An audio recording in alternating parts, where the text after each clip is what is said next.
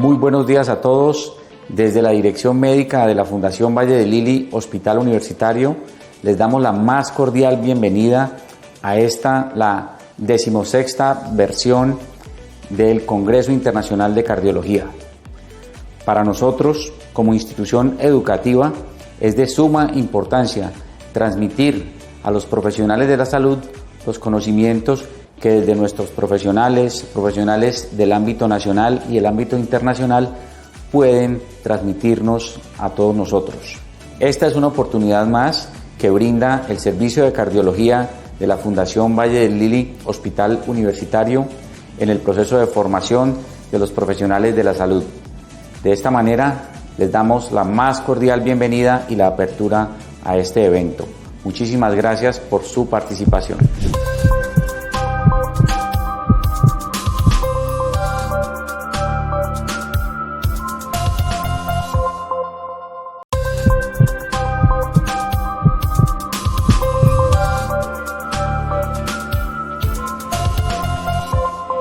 Un saludo muy especial para todos, para Fundación Valle del Lili Hospital Universitario y su alianza profunda por la vida con la Universidad ICESI.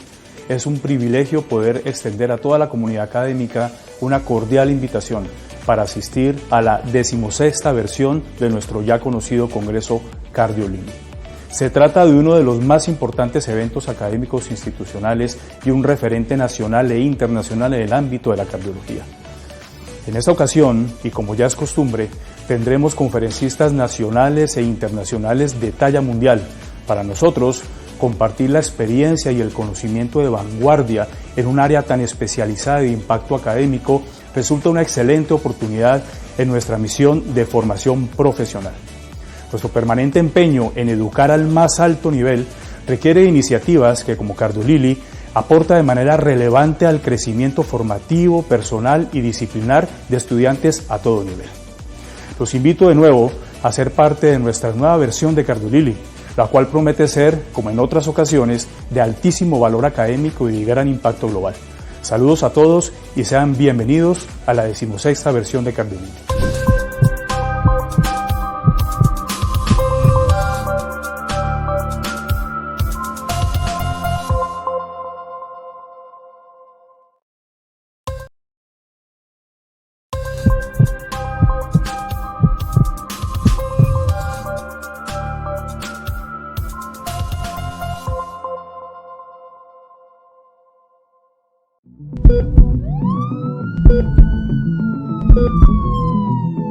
El mundo de hoy nos ha enseñado que es necesario estar preparados para el cambio.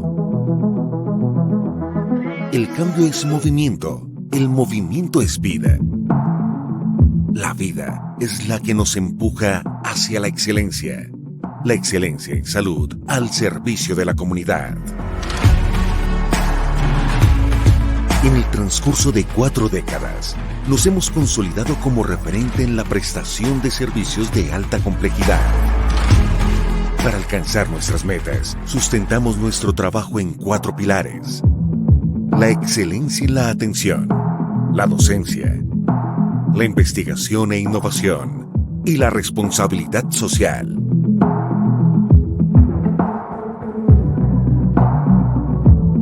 Como institución hospitalaria, nuestra vocación primordial es satisfacer las necesidades de nuestros usuarios bajo un modelo de atención humanizado, centrado en el paciente.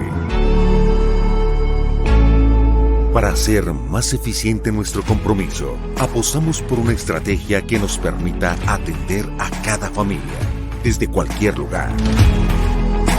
Por eso implementamos una ruta que nos conduce por el camino de la investigación y la innovación en el campo de la ciencia médica. No le tememos a los retos que nos plantean día a día en nuestra labor. Somos un hospital universitario, lo cual nos permite asegurar la continuidad de nuestra misión. Creemos en una formación académica humanizada, ética y científica, puesta al servicio de la comunidad. Estamos comprometidos con la responsabilidad social que tenemos con nuestro entorno inmediato. Por eso, desarrollamos diversos programas de atención para la población más vulnerable. Nuestra permanente búsqueda de la excelencia nos ha llevado a romper barreras en campos muy prometedores, la telemedicina y la atención a pacientes internacionales. Los tiempos cambian, el mundo se transforma. Estamos preparados para afrontar los nuevos retos. La innovación y la calidez humana hacen parte de nuestra existencia. Fundación Valle del Lili. Excelencia en salud, al servicio de la comunidad.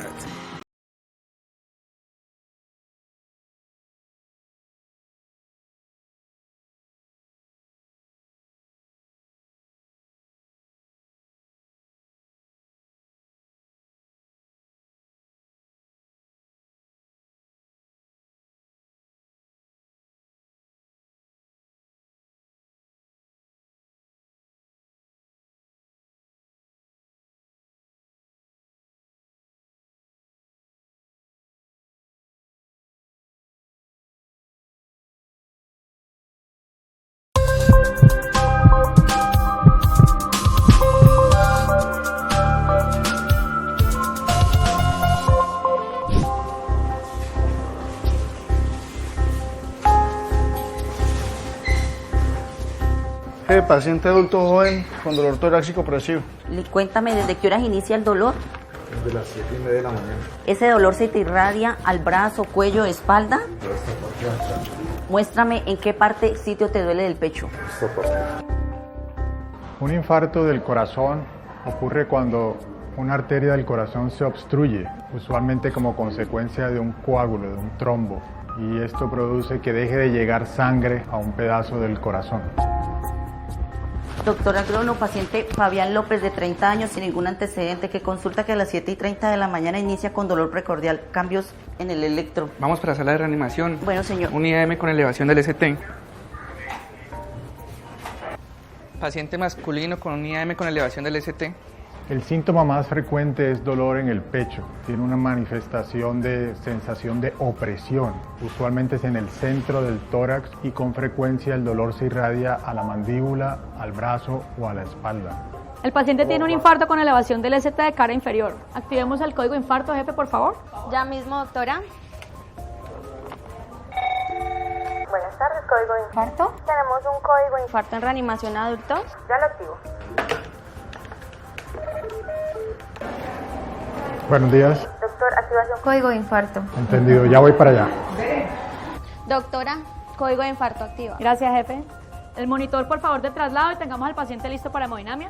Aquí se ha desarrollado el código de infarto, que básicamente consiste en una respuesta supremamente rápida de todo el equipo de salud implicado en el tratamiento de este tipo de pacientes para lograr una intervención en las arterias del corazón lo más rápido posible. Hola, vengo de cardiología. ¿Él es el paciente con infarto con elevación del ST? Sí, ese es. Miguel, el monitor de transporte, por favor. Estamos listos para llevarlo. Correcto, la sala de hemodinamia está lista. Vamos, por favor. Lo más importante es acudir prontamente a una institución de salud que tenga capacidad para hacer arteriografía coronaria y subsecuente angioplastia más implante de stent en las arterias del corazón. Doctor, buenas tardes. Buenas tardes. El paciente que le comenté en urgencias, don Pedro, 2 horas de dolor torácico típico, un electrocardiograma con elevación del ST en la pared inferior. Ya dimos carga antiisquémica, lo tenemos con vasodilatador y manejo analgésico y estamos listos para el cateterismo.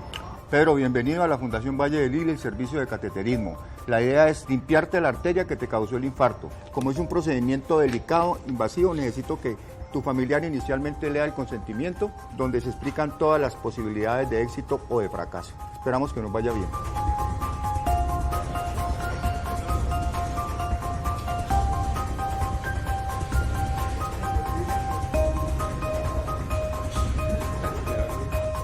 En la Fundación Valle del Lili estamos dispuestos a brindarles una atención oportuna con los más altos estándares de calidad en caso de infarto agudo del miocardio. Recuerde, el tiempo es crucial, el tiempo es vida.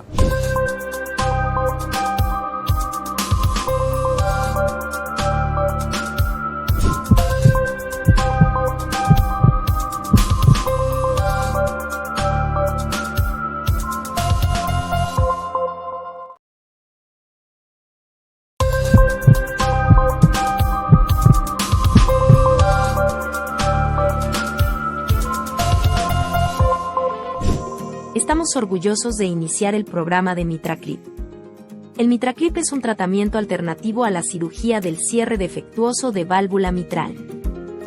Es un procedimiento totalmente percutáneo, o sea, no se necesita abrir al paciente, simplemente por punción. La técnica consiste en introducir a través de una vena de la pierna un pequeño clip metálico que llega hasta el corazón. Se pinzan los dos velos mitrales y se reduce así su cierre defectuoso. Este procedimiento se practica cuando el equipo multidisciplinario decide que la cirugía cardíaca no es una opción para el paciente. Esto va a redundar en beneficio para muchos pacientes que tienen falla cardíaca, pacientes que tienen insuficiencia mitral severa, que no se pueden operar o que no se pueden trasplantar, con repercusiones importantes tanto en la calidad de vida como disminución del número de hospitalizaciones y también disminución de la mortalidad.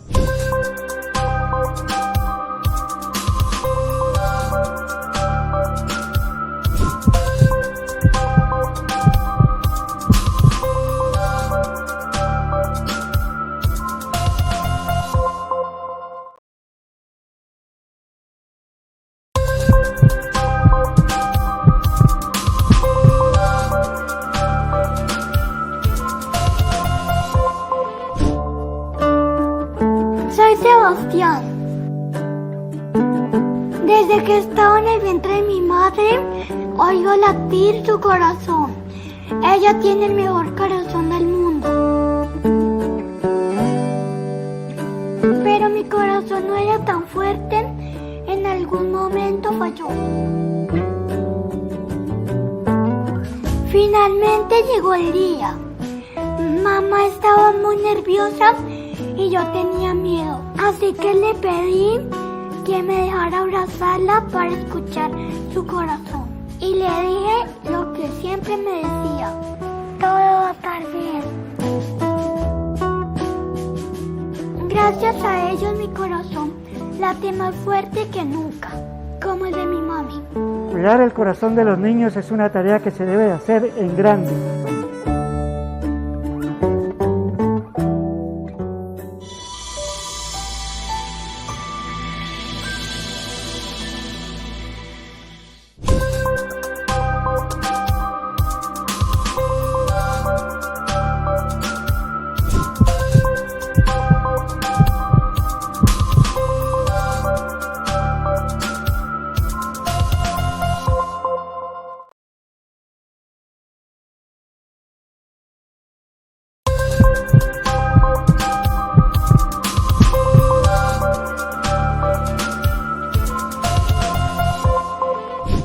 El 22 de mayo, a la 1 de la mañana, que me encontraba durmiendo ya, me despierta un dolor en el pecho muy profundo, como hacia adentro, como si se me cerrara el pecho y que nunca había sentido. A las 6 de la mañana que amaneció, llamé a la aplicación, al médico de la aplicación, y me contestó y me hizo como un test. Me dijo: ¿tiene tos? Y dije: no tengo tos. ¿Solo el pecho hacia adentro? Sí, muy fuerte. Me dijo: para mí no es coronavirus, usted lo que tiene es un problema cardíaco. Y le doy un consejo: vuélese ya para urgencias. Salgo, le digo a mi hijo: lléveme. Llegamos a esta clínica y pasó más o menos más de media hora para poder llegar a donde la persona que le hace a uno el ingreso. Y entonces me empezó a hacer su gestión de hacer papeleo de información. Me dice: ¿usted qué EPS es? Le dije: de tal EPS. Me dijo: no, aquí no. Tiene que irse a donde tenga convenio su EPS. Y en esa espera, que ya era más de una hora, yo tenía que trabajar. Yo pertenezco a un equipo de producción de televisión. Produzco contenidos para la Fundación Valle del Lili. Y hacia un mes atrás habíamos hecho un programa audiovisual que se llama Código Infarto, que es las personas que sienten un dolor tan fuerte en el pecho, se van muy rápido a la clínica para que les salven la vida. Y al comunicarme con mi jefe, me dice: usted lo que tiene es un infarto, acuérdese del código infarto. Y a usted no lo están atendiendo corra ya para la Fundación Valle del Lili. Yo dije, pues sí, si yo me quedo aquí me voy a morir. Llegamos a la Fundación Valle del Lili y apenas llegamos ya había una enfermera afuera. Me entraron a un consultorio, me pusieron una serie de aparatos y se dieron cuenta que yo estaba ya infartado. Y el doctor dijo, inmediatamente a urgencias. Fue tan rápido y tan bueno el servicio de la fundación que en cuestión de menos de 15 minutos yo ya me estaban subiendo a un quirófano y me estaban haciendo un cateterismo. Realmente le debo la vida a la Fundación Valle del Lili. Le doy gracias a la Fundación por el muy buen servicio que tuve. Tuve los mejores médicos y les agradezco mucho la atención que tuve y gracias a ellos estoy vivo. En la Fundación Valle del Lili estamos dispuestos a brindarles una atención oportuna con los más altos estándares de calidad en caso de infarto agudo del miocardio. Recuerde, el tiempo es crucial, el tiempo es vida.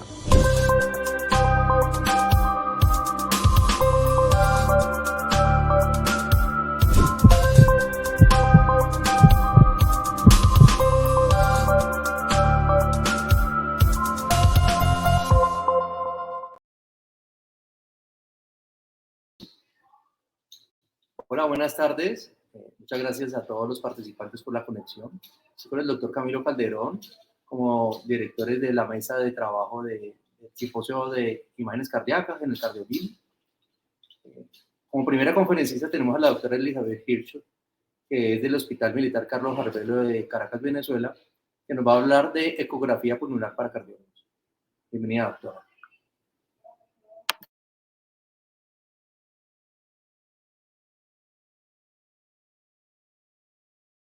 Gracias al comité organizador por la invitación a este prestigioso evento y para hablar de un tema de creciente actualidad como es la ecografía pulmonar en cardiología. No tengo conflicto de interés y vamos a conversar acerca de en qué se basa la ecografía pulmonar, cuáles son los aspectos que debemos conocer y algunas de sus aplicaciones en cardiología. Hacemos ecografía pulmonar basado en dos consensos internacionales de expertos, uno del 2012, otro del 2022, y gracias a las investigaciones pioneras de Liechtenstein, que demostró que el eco era superior no solo a la ocultación, sino a la radiografía de tórax. Y cuando se hizo la comparación con ultrasonido y tomografía de alta resolución, estos métodos resultaron ser equiparables. Y para hacer ecografía pulmonar debemos conocer 6 aspectos. En primer lugar, la anatomía del tórax y, por supuesto, la zonoanatomía. Y debemos reconocer 3 regiones: las estructuras superficiales de la pared torácica, que van desde la piel hasta el plano muscular, incluyendo las costillas, que se van a ver con diferentes tonalidades de gris; la línea pleural, que se ve como una línea hiperecogénica, formada por la pleura parietal y visceral, y se encuentra inmediatamente subyacente al plano de las costillas; y la tercera región, que es el espacio subpleural, que habitualmente contiene el pulmón lleno de aire, y como el aire es una barrera acústica, vamos a ver un área hipoecoica artefactual. Y los artefactos en esta técnica tienen una particularidad, que tienen interpretación clínica. Y ese es el segundo aspecto que debemos conocer, que esta es una técnica basada en la interpretación de artefactos. Pero también se basa en el conocimiento de la relación aire-líquido. El pulmón normal tiene 99% de aire y por lo tanto vamos a ver imágenes artefactuales en el espacio subpleural. Pero en la medida que el pulmón se enferma, se modifica esta relación aire-líquido y se modifica la imagen ecográfica. Así tenemos que en el síndrome intersticial, que tiene un poquito más de líquido que el anterior, pero predomina el aire, veremos artefactos diferentes. Y en la consolidación y el derrame pleural, donde predomina el líquido, y el líquido es un excelente transmisor del ultrasonido, veremos imágenes reales. El cuarto aspecto que debemos conocer es el aspecto técnico. Esta es una técnica versátil, utiliza una diversidad de transductores. Los cardiólogos usaremos el transductor sectorial. Si no disponemos de un preset de pulmón, el preset cardíaco. El marcador de orientación de pantalla está del lado derecho del operador en los estudios cardiológicos, pero puede estar también del lado izquierdo. Y si no disponemos de un foco automático, el foco debe ser colocado a nivel de la línea pleural. Eliminamos filtros y armónicos Podemos utilizar la sistematización de la división del tórax con el modelo de 6 regiones por cada hemitórax, pero hay varios modelos adicionales. Empezamos el abordaje en forma longitudinal con la técnica del deslizamiento, donde recorremos cada uno de los espacios intercostales de cada una de las regiones. Y la modalidad de imagen más usada es el modo B para la mayor parte de la interpretación ecográfica. También tenemos que conocer que hay 5 patrones que nos van a permitir interpretar la imagen. Estos patrones van a depender de las características de la línea pleural y del contenido del espacio subpleural. Cada patrón tiene una proporción de aire y líquido determinada. Las primeras 3, donde predomina el aire, veremos artefactos en el espacio subpleural, y las últimas 2, donde predomina el líquido, veremos imágenes reales. El primer patrón, patrón de pulmón aireado seco, se caracteriza por 2 elementos ecográficos, el deslizamiento pleural y las líneas A. El deslizamiento pleural es el aspecto chispeante que tiene la línea pleural, y las líneas A se forman por la interacción de las ondas ultrasónicas con la interfase línea pleural y por lo menos 99% de aire en el espacio subpleural. Esto hace que las ondas ultrasónicas se reflejen, reboten entre el transductor y la línea pleural, y eso genera un artefacto de reverberación, que son las líneas A, y que se caracterizan por ser paralelas a la línea pleural, se desvanecen o atenúan en la profundidad y son equidistantes al espacio que hay entre la piel y la línea pleural. En el contexto de pacientes en insuficiencia respiratoria, si bien este patrón de pulmón aireado seco lo vemos en pulmones normales, en este contexto corresponde a 3 entidades: asma en crisis, EPOC en exacerbación o tromboembolismo pulmonar. El segundo patrón es el síndrome intersticial, tipificado por las líneas B, y las líneas B se forman por la interacción de las ondas ultrasónicas con la línea pleural, el líquido que está contenido en los tabiques interloboliares y el aire alveolar que lo rodea. Esto hace que las ondas ultrasónicas penetren un poquito más allá de la línea pleural, pero se encuentran con este espacio rodeado de aire, donde se genera una serie de reflexiones que van llegando sucesivamente al transductor y que las vamos a ver como un conjunto de líneas horizontales, pero tan pegadas unas a otras que las vemos como una línea vertical continua, que tiene 7 características.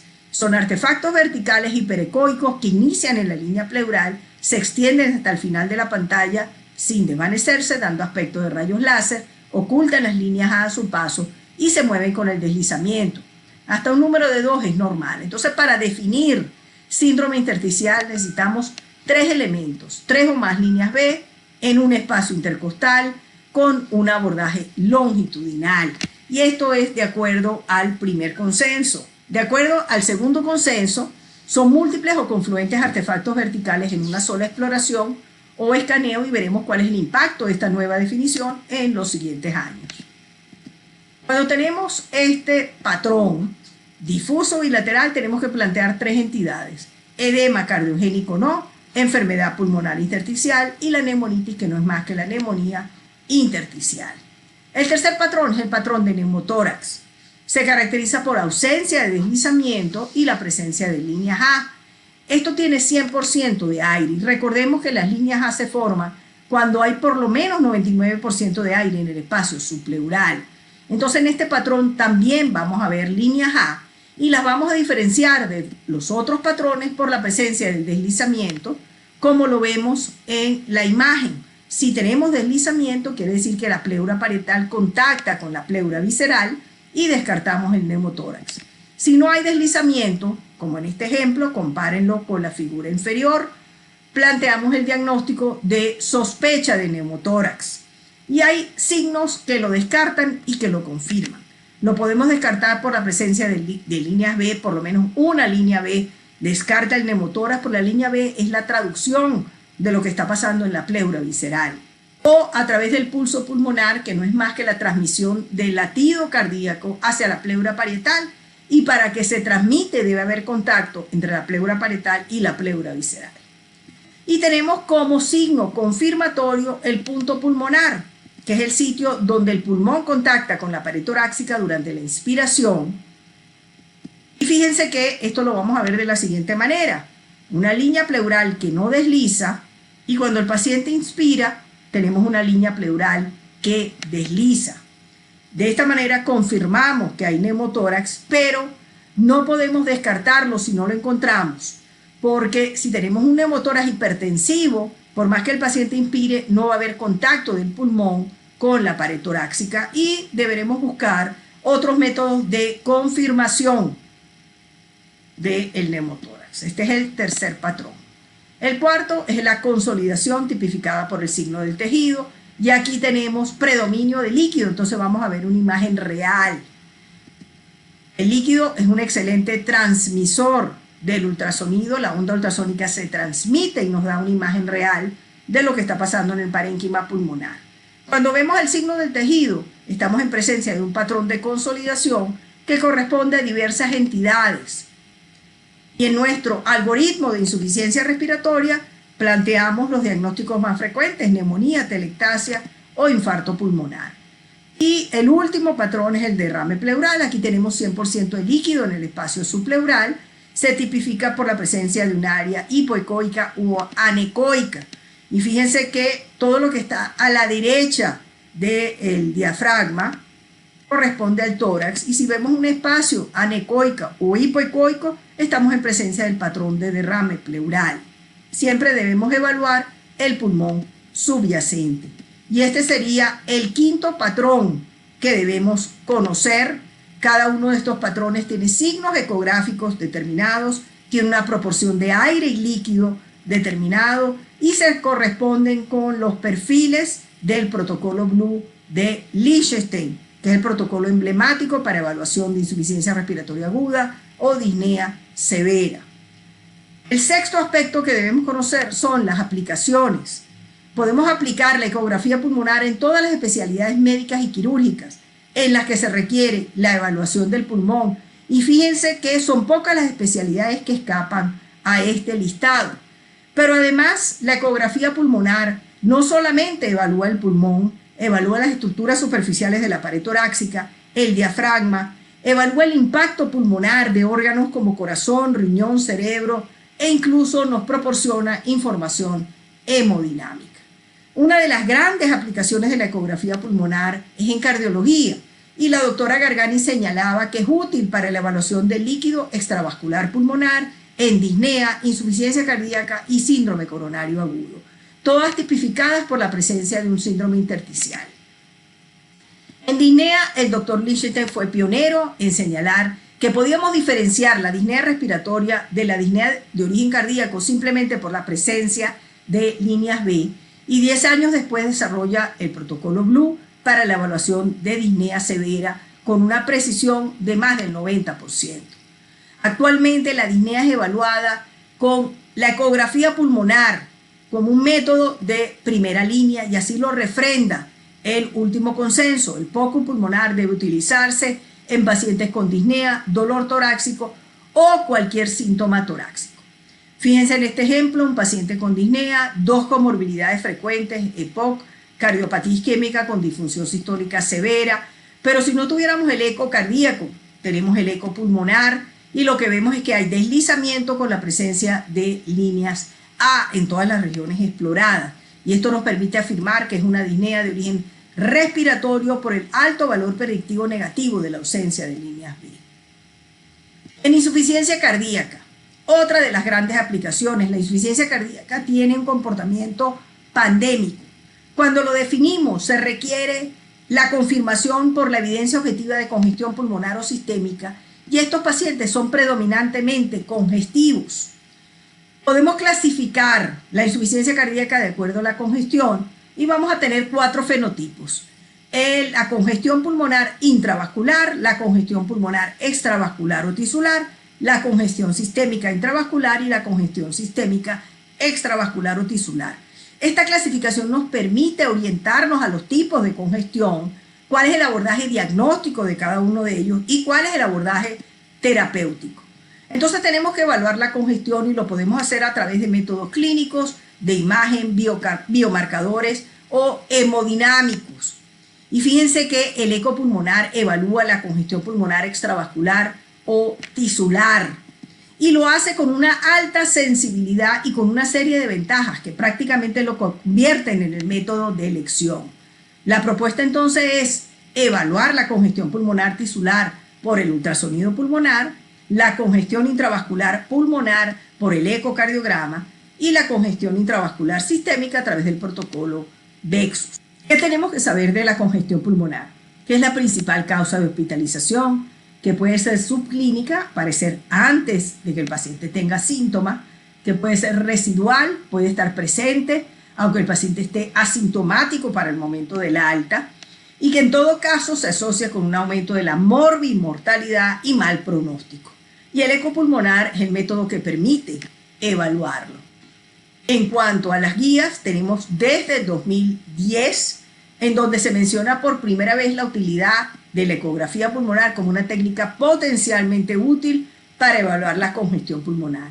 Pero estos últimos años han sido importantes, sobre todo con el último consenso de ecografía pulmonar, donde hacen una declaración firme. El ultrasonido pulmonar puede evaluar la congestión pulmonar y determinar su severidad. Y además salen dos consensos en este año. El primero, que habla de la evaluación prealta y posalta de los pacientes hospitalizados con insuficiencia cardíaca aguda a través de una evaluación multiparamétrica con parámetros clínicos de laboratorio y de imagen, donde se incluye la ecografía pulmonar. Pero además hay un consenso dedicado a la utilidad del ultrasonido pulmonar en insuficiencia cardíaca crónica y aguda, donde señalan que el principal parámetro de evaluación es la congestión o descongestión y que estos pacientes deben ser evaluados con un ecocardio pulmonar integrado. Este entonces es el algoritmo de los pacientes con insuficiencia cardíaca y un fenotipo de congestión pulmonar. Fíjese la alta sensibilidad y especificidad de cada uno de los patrones y su orientación clínica. Si tenemos un patrón de pulmón aireado seco, no hay congestión pulmonar tisular. Si tenemos un síndrome intersticial difuso bilateral homogéneo con línea pleural lisa, nos orienta a congestión pulmonar tisular de origen cardíaco. Si tenemos una consolidación, pensemos en un desencadenante infeccioso y podemos tener derrame pleural en estos pacientes con insuficiencia cardíaca. Desde el punto de vista clínico, el ecopulmonar nos permite el diagnóstico, el seguimiento y pronóstico de estos pacientes. En cuanto al diagnóstico, nos permite excluir o confirmar la presencia de congestión pulmonar y derrame pleural, pero además es útil en diversas clasificaciones de la insuficiencia cardíaca, ya sea clínica o subclínica, aguda, crónica, fracción de eyección preservada o reducida, y en diferentes escenarios clínicos, prehospitalario, hospitalario, poshospitalario. Estos son algunos de los trabajos y especial mención a su utilidad en la evaluación prehospitalaria de los pacientes, que ha sido refrendado en el último consenso. En cuanto al seguimiento, permite estratificar la severidad, nos dice si hay mejoría o no, cuál es la respuesta al tratamiento, si podemos dar de alta al paciente, y nos da alguna información de la telemedicina. Fíjense que estos son algunos de los trabajos. La utilización del ecopulmonar para guiar el tratamiento se asoció con una disminución de eventos cardiovasculares mayores, de acuerdo a este metaanálisis. Y cuando se evaluó la congestión pulmonar persistente por la presencia de líneas B residuales, estas se asociaron, fueron predictores de rehospitalización. Y más aún, la ausencia de líneas B cuando el paciente va a egresar indica que hay un bajo riesgo de readmisión. En cuanto a la telemedicina, dos trabajos interesantes. Uno en el cual se entrena al paciente para que tome sus propias imágenes y esto resultó adecuado.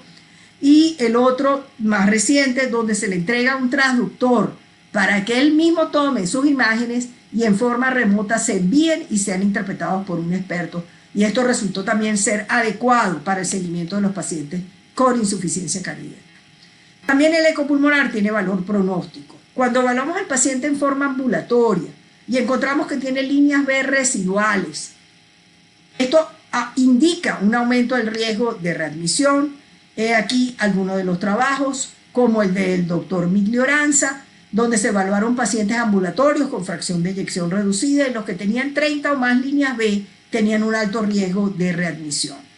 En este ejemplo, un paciente con disnea, para el momento niega antecedentes cardiovasculares, pero cuando lo examinamos tiene una fibrilación auricular rápida con crepitantes bivasales. al eco disfunción sistólica severa. Fíjense que este es el patrón característico de los pacientes con insuficiencia cardíaca.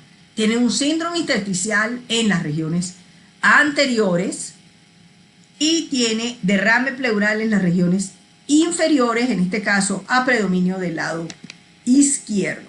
También el eco pulmonar nos permite diferenciar otras patologías. Por ejemplo, el síndrome intersticial en la insuficiencia cardíaca es difuso bilateral homogéneo con línea pleural lisa, mientras que en el distrés respiratorio es difuso y bilateral, pero con una línea pleural irregular, microconsolidados subpleurales, y al lado de un área de patrón intersticial tenemos un patrón de pulmón aireado seco. Es lo que se denominan áreas salvadas. Y la diferencia en este síndrome intersticial es el mecanismo que las produce. En el primer caso hay un aumento progresivo de la presión hidrostática con extravasación progresiva de líquido, y en el segundo hay modificaciones de la permeabilidad de la membrana alveolo-capilar, y eso hace que se inunden rápidamente el espacio intersticial y los alvéolos. En el síndrome coronario agudo, también la doctora Gargani fue pionera en señalar que los cometas pulmonares eran un predictor independiente de mortalidad en síndrome coronario agudo, y este es el nombre que recibían las líneas B para esta época. Después el grupo del doctor Araujo, más recientemente, incorpora el eco pulmonar como un método de evaluación y señala que es un predictor de mortalidad en síndrome coronario agudo con elevación del ST. Pero también está esta revisión del grupo de la doctora Platz, donde señalan que las líneas B son predictores independientes de mortalidad en síndrome coronario agudo con o sin elevación del ST. De tal manera que el síndrome intersticial tiene un valor diagnóstico en detectar edema pulmonar clínico, subclínico y pronóstico. Pero no solamente estas cuatro entidades, se han anexado otras como valvulopatías, donde la doctora Gargani demostró que en estenosis aórtica moderada y severa las líneas B tienen un valor predictivo para eventos cardiovasculares. O en este otro trabajo donde se evalúa la diferencia de hipertensión arterial pulmonar con hipertensión pulmonar combinada con pacientes en insuficiencia cardíaca con fracción de eyección preservada.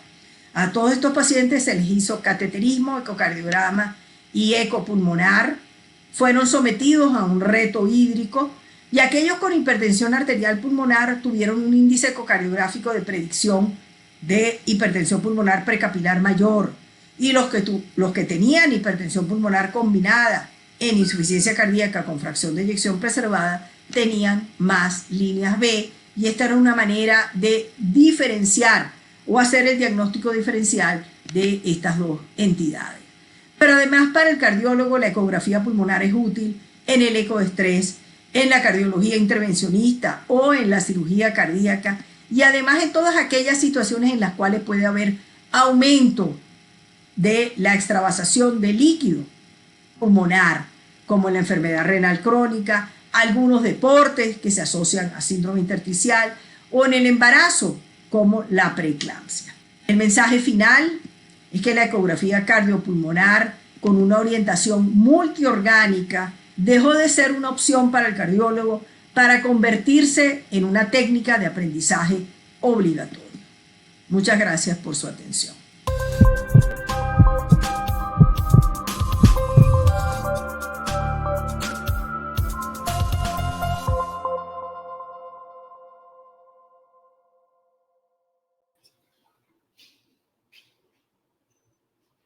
Hola, doctora, muchas gracias por su magnífica presentación. A continuación, seguimos con el doctor Camilo Calderón, que es internista, cardiólogo, ecocardiografista del Laboratorio de Cardiología No Invasiva de la Fundación Valle de Lili. El doctor Calderón nos va a presentar evaluación ecocardiográfica en pacientes candidatos a reparo percutáneo borde a borde para insuficiencia mitral. Bienvenido, doctor.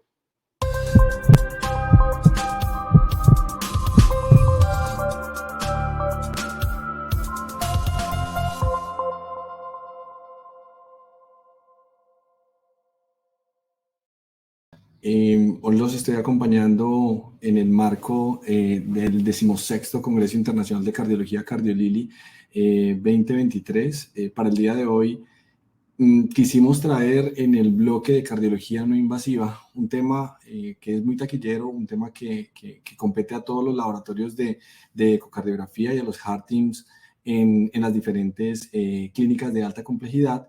Y vamos a hablar un poco de la evaluación ecocardiográfica de pacientes candidatos a terapia percutánea de borde a borde por insuficiencia mitral. Sabemos que se ha descrito en la literatura diferentes factores de favorabilidad y de desfavorabilidad a la hora de esta terapia y quisimos traer desde nuestro servicio de cardiología no invasiva de la Fundación Valle de Lili cuál es nuestro protocolo y qué consideraciones tenemos a la hora de elegir a los candidatos para la terapia MitraClip en el contexto de una insuficiencia mitral severa de diferentes etiologías. Les vamos a mostrar entonces que en el marco de la charla vamos a hablar de consideraciones de la imagen basal en el prequirúrgico de los pacientes que son llevados a terapia borde a borde de la válvula mitral, cuáles son las características favorables para esta terapia borde a borde y cuáles son los probables retos, porque pues sabemos que contraindicaciones absolutas hay algunas, pero muchos pacientes están en el contexto de contraindicaciones relativas y en general pues debemos tratar de seleccionar los pacientes, discutirlos en el equipo cardioquirúrgico y poder decidir si en el contexto de una insuficiencia mitral primaria o una insuficiencia mitral secundaria el paciente se beneficia de una terapia borde a borde, que sabemos que en el contexto de los diferentes países y dado que nuestro congreso pues está abarcando diferentes territorios, pues el costo de la terapia MitraClip y la terapia borde a borde en general va a ser diferente en cada país.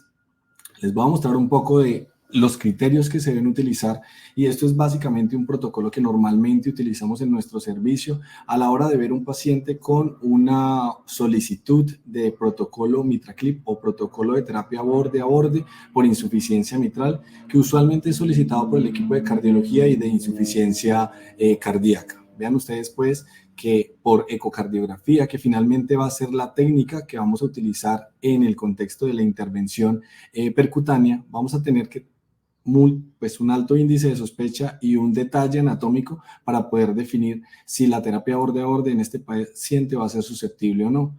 Nos vamos a apoyar entonces de las diferentes vistas de ecocardiografía transesofágica y de ecocardiograma transtorácico para definir si la severidad de la insuficiencia mitral verdaderamente es así y si el paciente tiene la posibilidad de la colocación de un MitraClip, ya sea un solo dispositivo o dos dispositivos para tratar de controlar y para tratar de disminuir una insuficiencia mitral severa a una insuficiencia mitral leve o trivial o dejarlo sin insuficiencia mitral en el mejor de los escenarios. Vean ustedes que nos apoyamos de múltiples enfoques paramétricos para tratar de definirlo y vemos entonces cómo desde diferentes vistas de ecocardiografía transesofágico vamos a tratar de mirar si anatómicamente es susceptible de terapia, midiendo bordes, ¿cierto? Midiendo la longitud de las valvas, midiendo el área de tenting, la altura de tenting, ¿sí? El gap de flail, dependiendo de si es primaria o secundaria, y tratando de evidenciar en estos pacientes si hay contraindicaciones, sobre todo en la terapia borde a borde por área valvular mitral, de que condicionen una estenosis mitral iatrogénica posterior al procedimiento.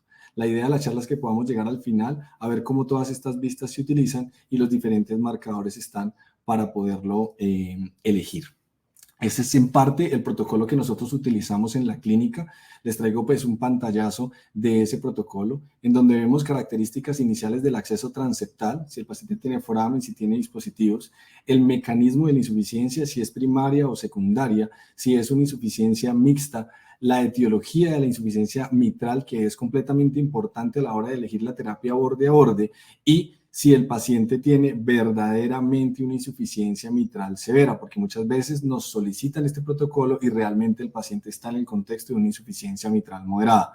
Vemos diferentes marcadores por ecocardiografía, ¿sí? En cuanto a vena contracta, área de orificio regurgitante, el volumen regurgitante, el área de vena contracta 3D, que para todos es bien conocido, y los diámetros ventriculares importantes a la hora de definir, sobre todo en insuficiencia mitral secundaria o funcional, si el paciente tiene una insuficiencia mitral proporcionada o desproporcionada. De la misma manera utilizamos pues algunos parámetros adicionales como el flujo venoso pulmonar, el índice de proporcionalidad y los hallazgos ecocardiográficos de factibilidad para MitraClip, que son los que vamos a tratar de abordar en la charla a continuación. Vamos a ver si hay calcificación, el área valvular, el gradiente transvalvular mitral, el flail y el gap del flail si son primarias, la profundidad de la coaptación si es secundaria y sobre todo la caracterización ecocardiográfica de los jets de insuficiencia, dado que muchas veces, sobre todo en el contexto funcional, los jets de insuficiencia pueden ser uno o múltiples o ser un jet de toda la superficie de coaptación que hace que la selección del dispositivo para terapia borde a borde sea uno u otro. Finalmente, pues tratamos de definir si los criterios son adecuados para clip mitral o no clip mitral y finalmente se llevará a un heart team en donde en el contexto clínico del paciente se seleccionará al paciente para definir si es candidato a terapia borde a borde o si definitivamente hay que mejorar la condición clínica del paciente, hacer resincronización, hacer revascularización o si se debe optimizar la terapia médica en los pacientes.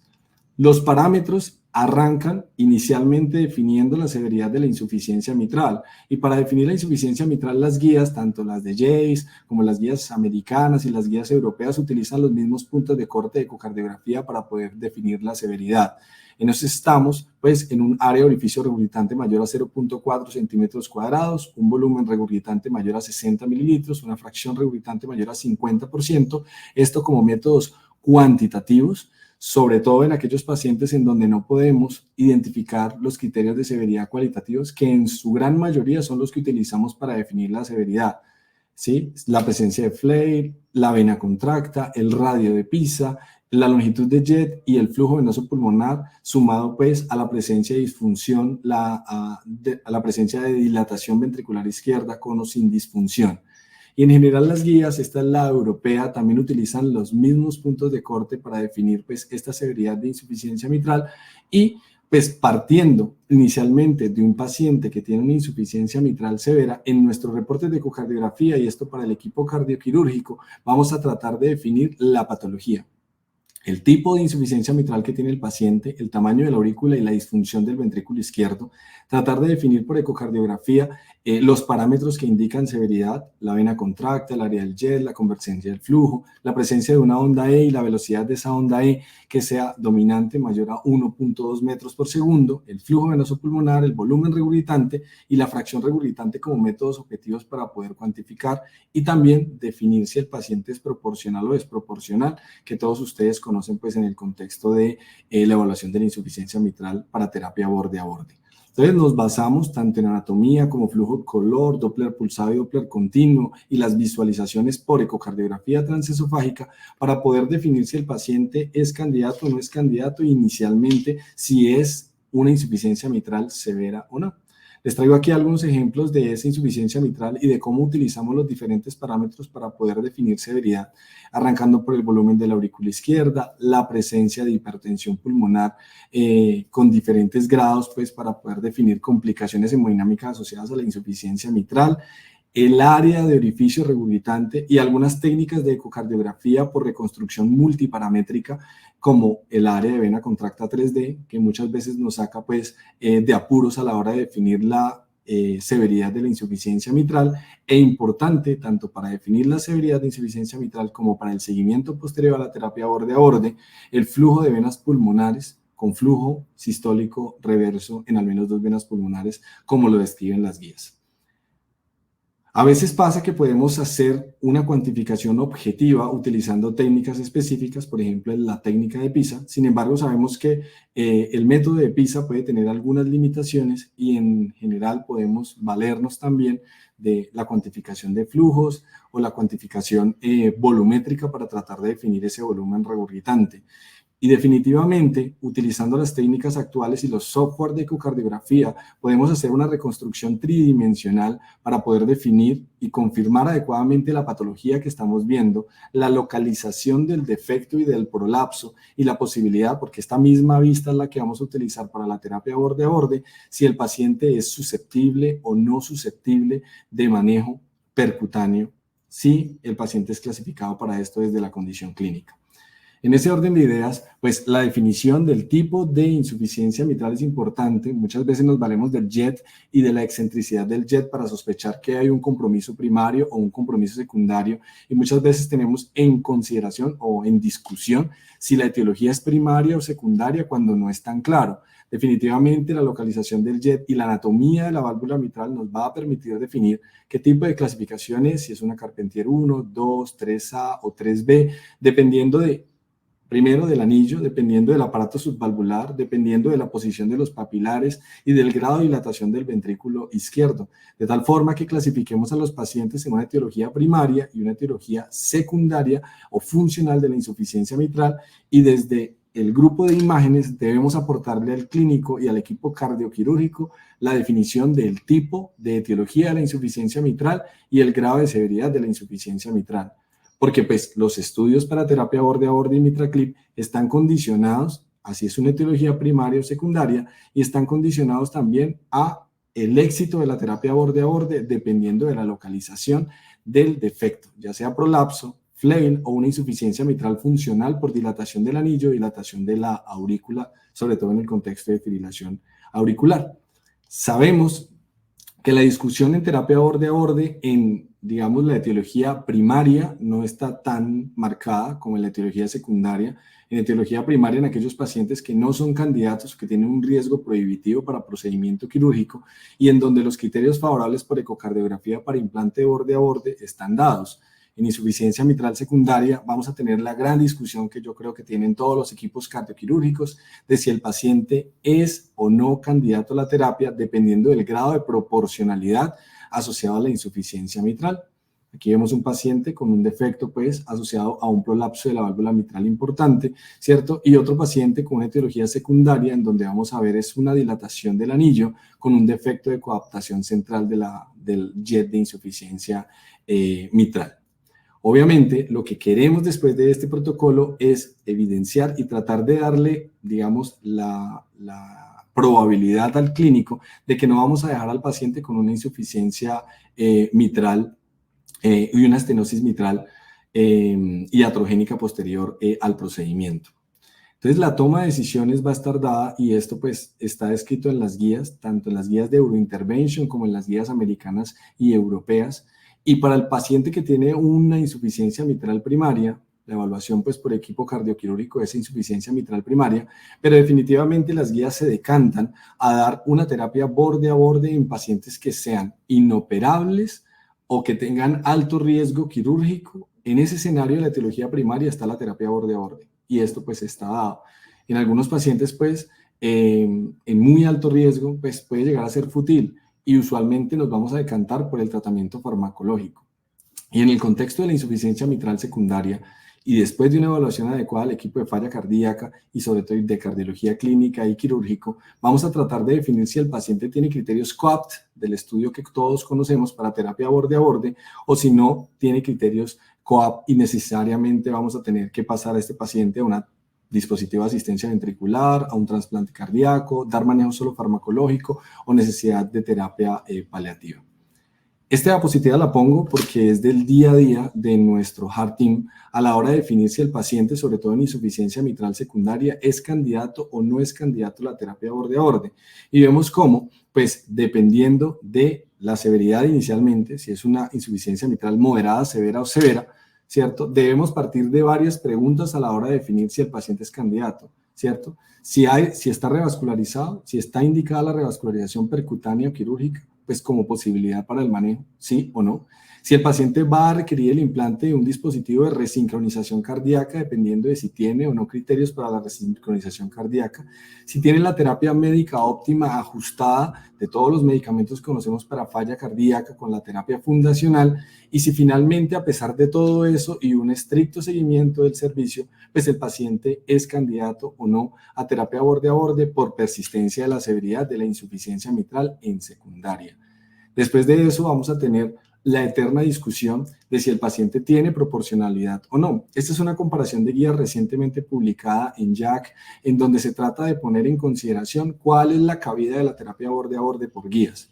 Vemos acá que en primaria sigue siendo recomendable en pacientes con una anatomía favorable, con síntomas severos clase 3, clase 4, pero alto riesgo prohibitivo y en donde no sea fútil la intervención de la válvula mitral borde a borde.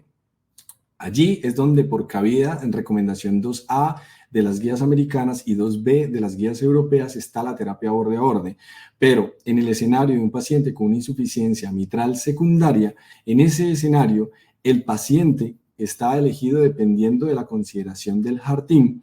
En aquellos pacientes que tienen una fracción de eyección del ventrículo izquierdo entre 20 y 50%, en donde el diámetro de fin de diástole del ventrículo izquierdo, de sístole del ventrículo izquierdo sea menor o igual a 70 milímetros, la presión sistólica de arteria pulmonar menor a 70 milímetros de mercurio y una anatomía apropiada para poder implantar la terapia borde a borde con un grado de recomendación 2A a nivel de evidencia B para las guías americanas.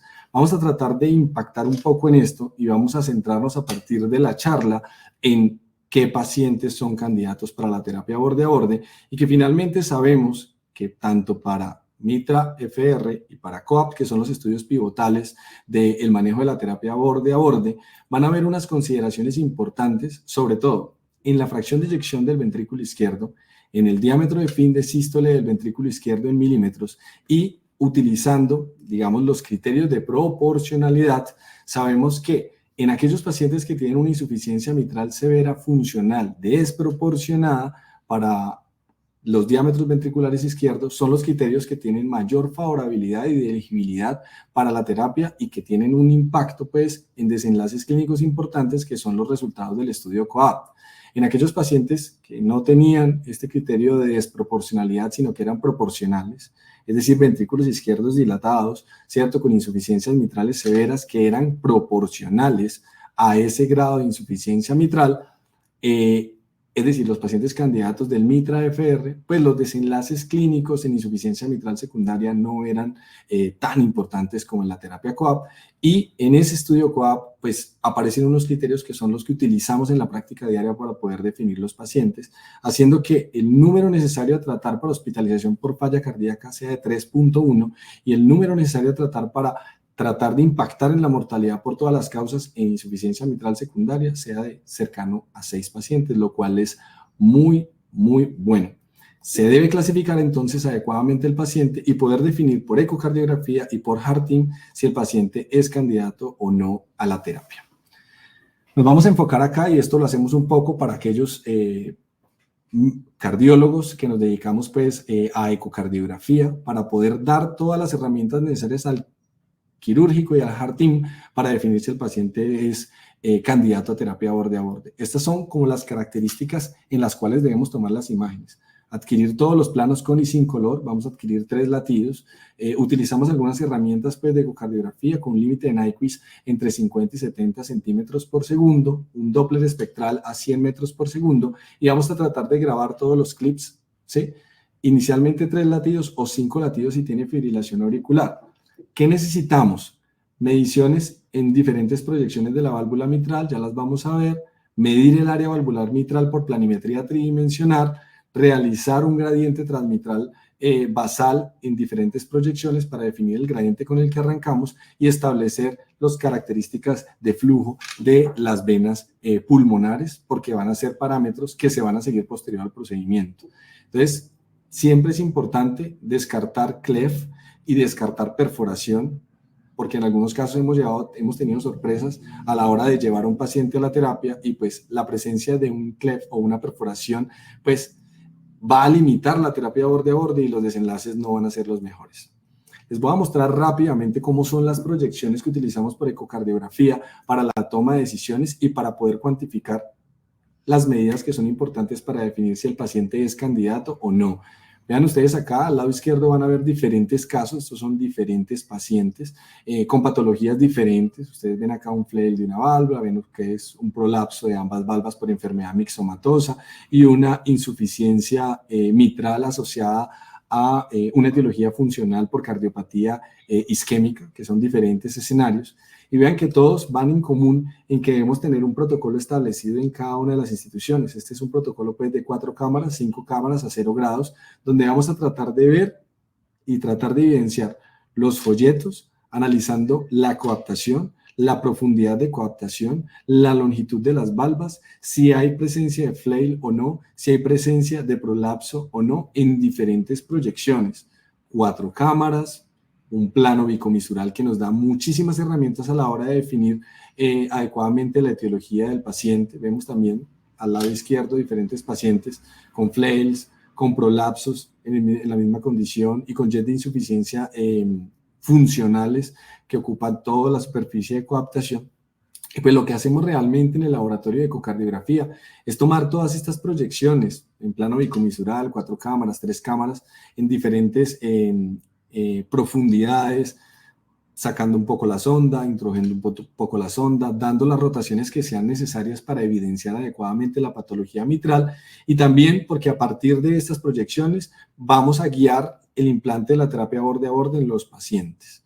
Otro plano del tracto de salida a 110, 130 grados para definir pues defectos a nivel de folletos, especialmente A2P2. Vean ustedes diferentes etiologías de esa insuficiencia y vamos a tratar de individualizar pues al paciente tratando de buscar lo mismo: prolapso, flail, el gap del flail, la longitud de las valvas y poder definir una medición tanto de cada uno de los folletos, A1P1, A2P2, A3P3, y poder definir después a la hora de hacer el análisis con el Heart Team si el dispositivo es adecuado y el tipo de dispositivo que vamos a utilizar, porque eso dependerá de los brazos.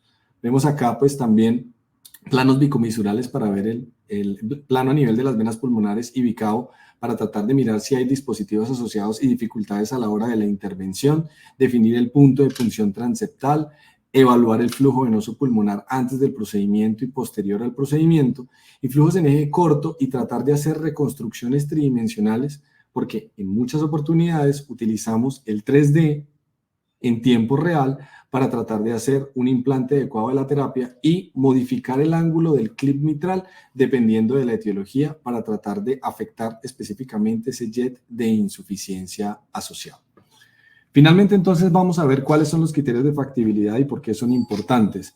Y vean ustedes acá que entonces vamos a tener aquellos pacientes que tienen criterios de factibilidad o no a la hora de la terapia borde a borde. Vean ustedes, pues, que ese reparo va a tener, y esto está escrito por guías y desde los insertos del medicamento, que la terapia borde a borde debe ser, pues, tratar de buscar el mejor candidato, como todo en intervención percutánea. Sin embargo, casi siempre no se da. Aquí ven ustedes cómo se presentan estos criterios de favorabilidad.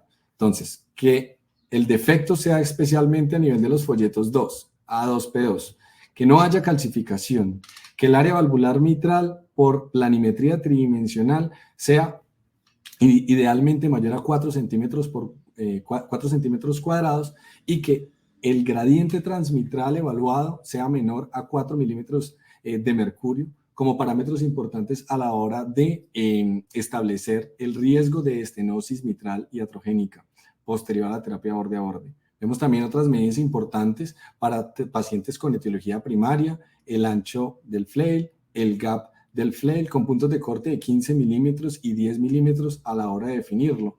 Y al lado derecho vamos a ver pacientes que son poco probables, pacientes con enfermedad de Barlow severa que condiciona un desafío técnico a la hora de implantar la terapia borde a borde, el involucramiento de la zona de grasping, ¿sí? Y áreas valvulares mitrales menores a 3.5 centímetros cuadrados con gradientes mayores a 5 milímetros de mercurio que finalmente van a condicionar un mayor riesgo de estenosis mitral iatrogénica. Entonces vean al lado izquierdo y al lado derecho de la diapositiva un paciente con una etiología funcional, ¿cierto? Funcional de insuficiencia mitral con un jet de insuficiencia severo en el contexto de una cardiopatía dilatada de origen isquémico. Vean ustedes cómo el jet de insuficiencia pues, es muy localizado y la posibilidad de indicar terapia borde a borde si el resto de condiciones clínicas y de intervenciones adicionales, revascularización, resincronización, son adecuadas para poder definir si el paciente se beneficia. Este es un paciente ideal, digamos, en el contexto del manejo percutáneo para poder intervenir y poner un clip mitral en ese defecto.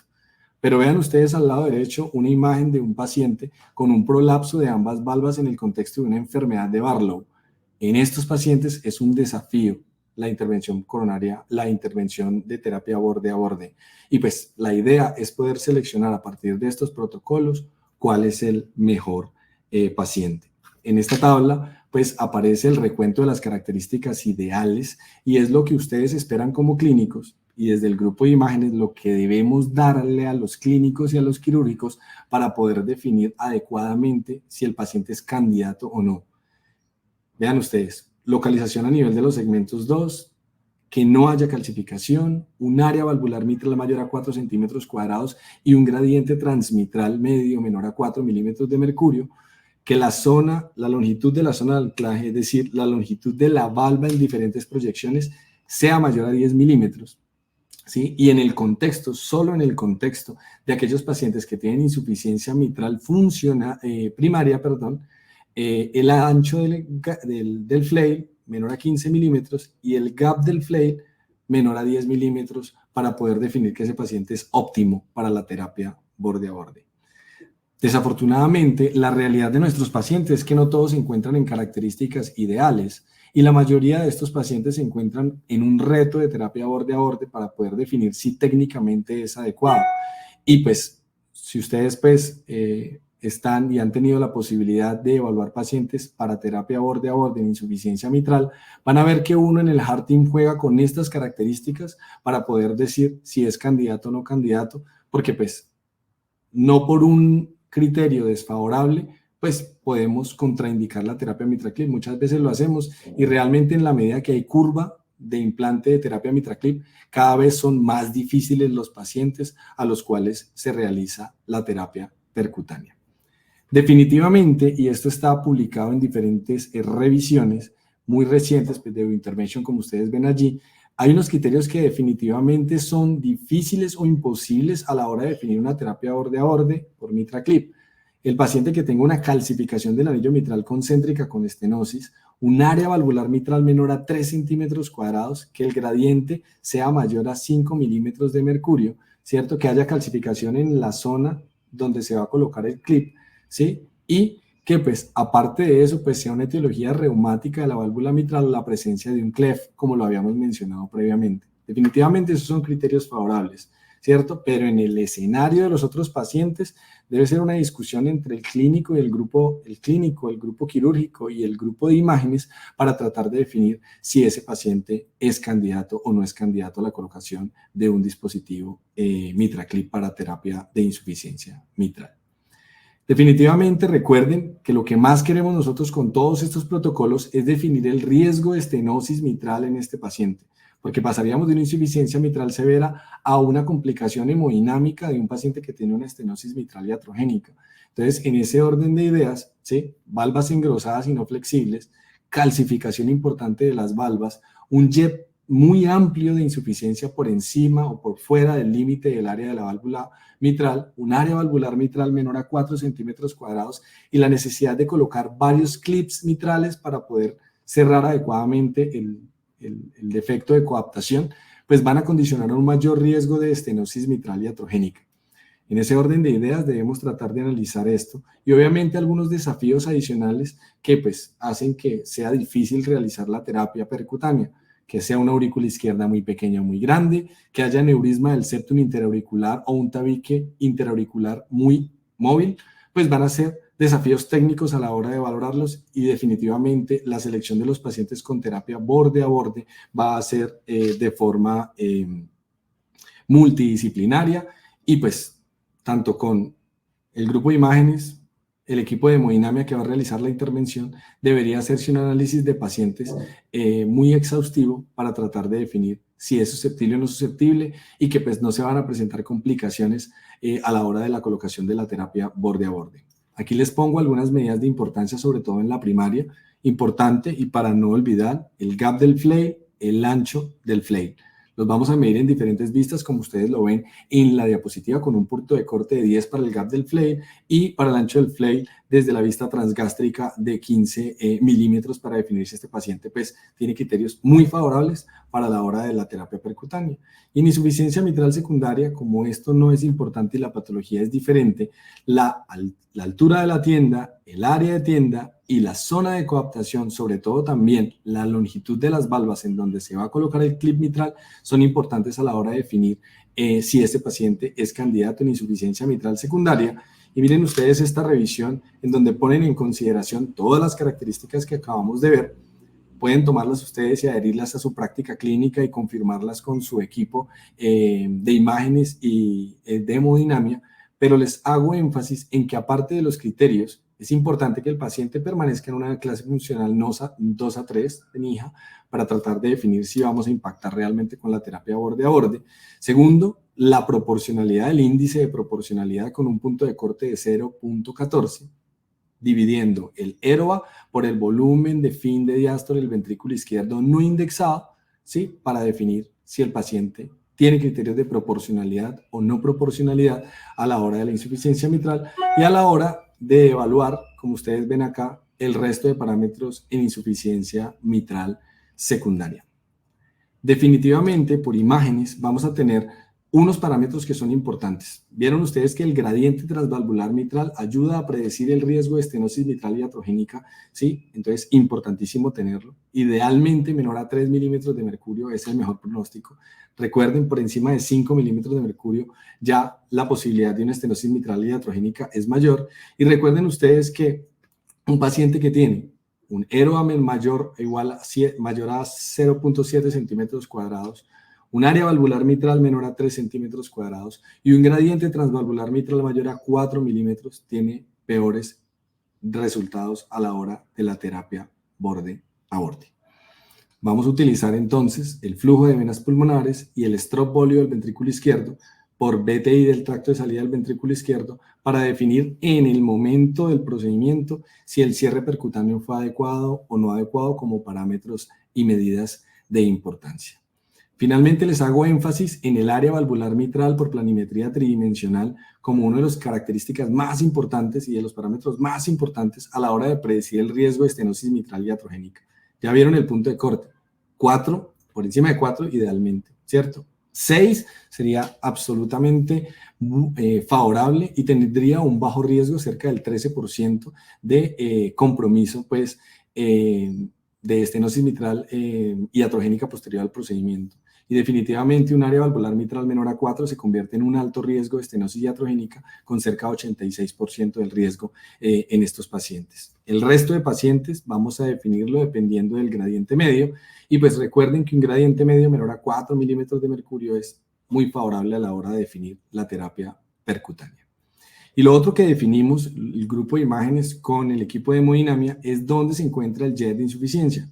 ¿Sí? El jet de insuficiencia que se encuentra en folletos cercanos a 1P1 se convierte en zona caliente, una zona de alto riesgo a la hora de definir la terapia borde a borde, porque usualmente el dispositivo se puede anclar al aparato subvalvular mitral y pues no permitir una expansión y generar mayor restricción a la hora de el implante del dispositivo y con relación a la función de la válvula.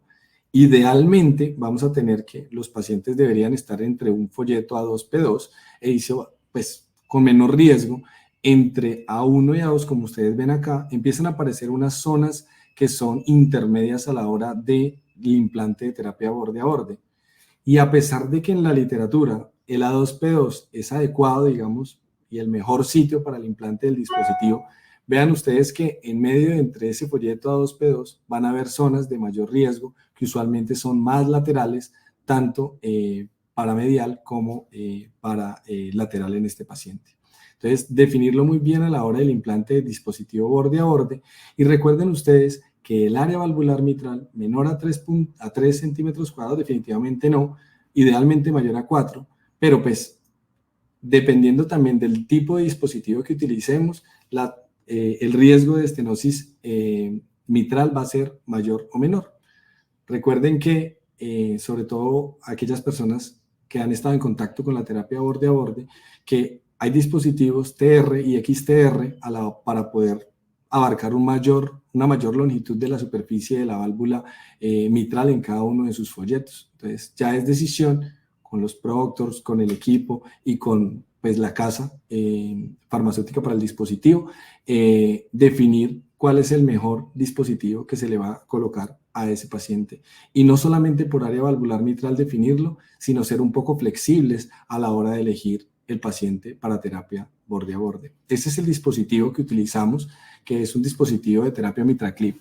Ya hay varias generaciones, ¿cierto? Pero en general vamos a tener en cuenta longitud de los brazos y el ancho de agarre. La longitud de los brazos es la que va a marcar pues el grado de estenosis, pues en estos casos después de la terapia borde a borde por MitraClip. El XTR tiene 12 milímetros y el NTR tiene 9 milímetros. La selección de estos dispositivos va a depender del grado de severidad de insuficiencia y la longitud de ese jet de insuficiencia en la superficie de coaptación. Ya cuando utilizamos otros dispositivos de cuarta generación vamos a ver que la longitud de los brazos y el ancho de agarre va a cambiar, pero definitivamente ya en la literatura hay muchos criterios a la hora de definir cuál es el mejor dispositivo y es lo que nosotros utilizamos en el día a día. El área de válvula mitral pequeña, el que tenga una insuficiencia mitral central, el que el jet sea comisural, el que el flail sea grande, mayor a 10 milímetros, que tenga enfermedad de Barlow, ¿cierto? Que haya calcificación en alguna parte de la zona de agarre y la presencia de calcificación del anillo mitral como parámetros que pueden llegar a complicar la terapia borde a borde. En ese orden de ideas, cada uno de los dispositivos va a tener características en cuanto a longitud y zona de agarre para poder definir si este paciente es o no candidato a la hora de elegirlo. Y lo que hacemos es, dependiendo de esas características, elegir el dispositivo que tenga el mejor rendimiento y el mejor agarre para tratar de reducir esa insuficiencia mitral de severa a leve con características muy específicas, dependiendo del área valvular mitral, dependiendo de la etiología, si es primaria o secundaria, ¿sí? Y definiendo también el grado de severidad y de patología que tiene la válvula mitral. Entonces, el ancho del flail, la zona de agarre, la presencia de insuficiencia mitral, el área valvular mitral y la patología que está condicionando la insuficiencia mitral en el paciente. Lo que queremos finalmente es que en el seguimiento de esos pacientes a 5 años, a 10 años y en general lo que se ha evaluado en la terapia borde a borde es que definitivamente la supervivencia y el tiempo libre de hospitalización en esos pacientes mejore, ¿sí? Y la mejoría de esos pacientes va a depender de que nosotros elijamos adecuadamente el paciente para terapia borde a borde y de que las contraindicaciones relativas que usualmente se presentan en nuestro camino sean adecuadamente analizadas por el Heart Team para que una vez se coloque 1, 2 o 3 clips en el paciente para el manejo de la insuficiencia mitral, terminemos con una insuficiencia mitral trivial a leve con gradientes transvalvulares mitrales que no sean significativamente elevados y que no tengamos estenosis mitral iatrogénica posterior al implante de la terapia borde a borde. Como conclusiones, pues la terapia de reparo percutáneo se realiza con frecuencia en el mundo, muchos de los laboratorios lo utilizan y muchas de las clínicas de alta complejidad ya han tenido múltiple experiencia en la terapia borde a borde. Los estudios están a favor con buenos desenlaces y en pacientes seleccionados. Se requiere de un laboratorio de ecocardiografía capacitado con equipos que permitan realizar todas las mediciones, como ustedes ven, que tengan la posibilidad de realizar ecografía tridimensional, que se pueda analizar de forma multiparamétrica la etiología y la severidad de la insuficiencia mitral, que debamos tener pues un análisis individualizado del paciente en el Heart Team, tanto en el grupo clínico, para definir si toda la terapia médica óptima está dada, si ya se resincronizó, si ya se revascularizó, si ya se hizo todo lo que se podía hacer médicamente y percutáneamente y que pues continúe con insuficiencia mitral y que sea candidato finalmente para la terapia borde a borde, dependerá pues del mejor abordaje de estos pacientes y idealmente tratar de impactar en desenlaces clínicos, que es lo que todos queremos para nuestros pacientes en cardiología. Muchas gracias.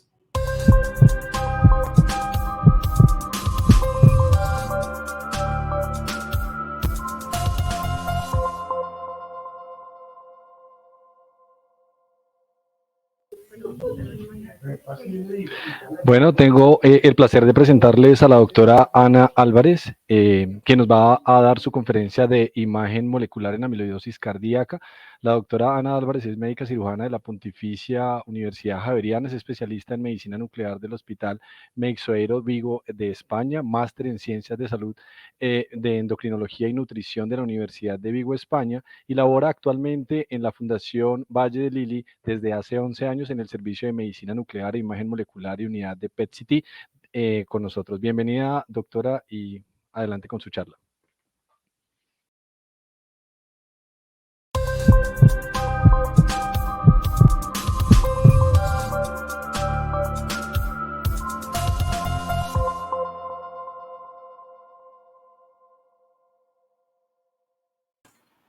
Gracias al comité organizador por esta invitación a CardioLily 2023.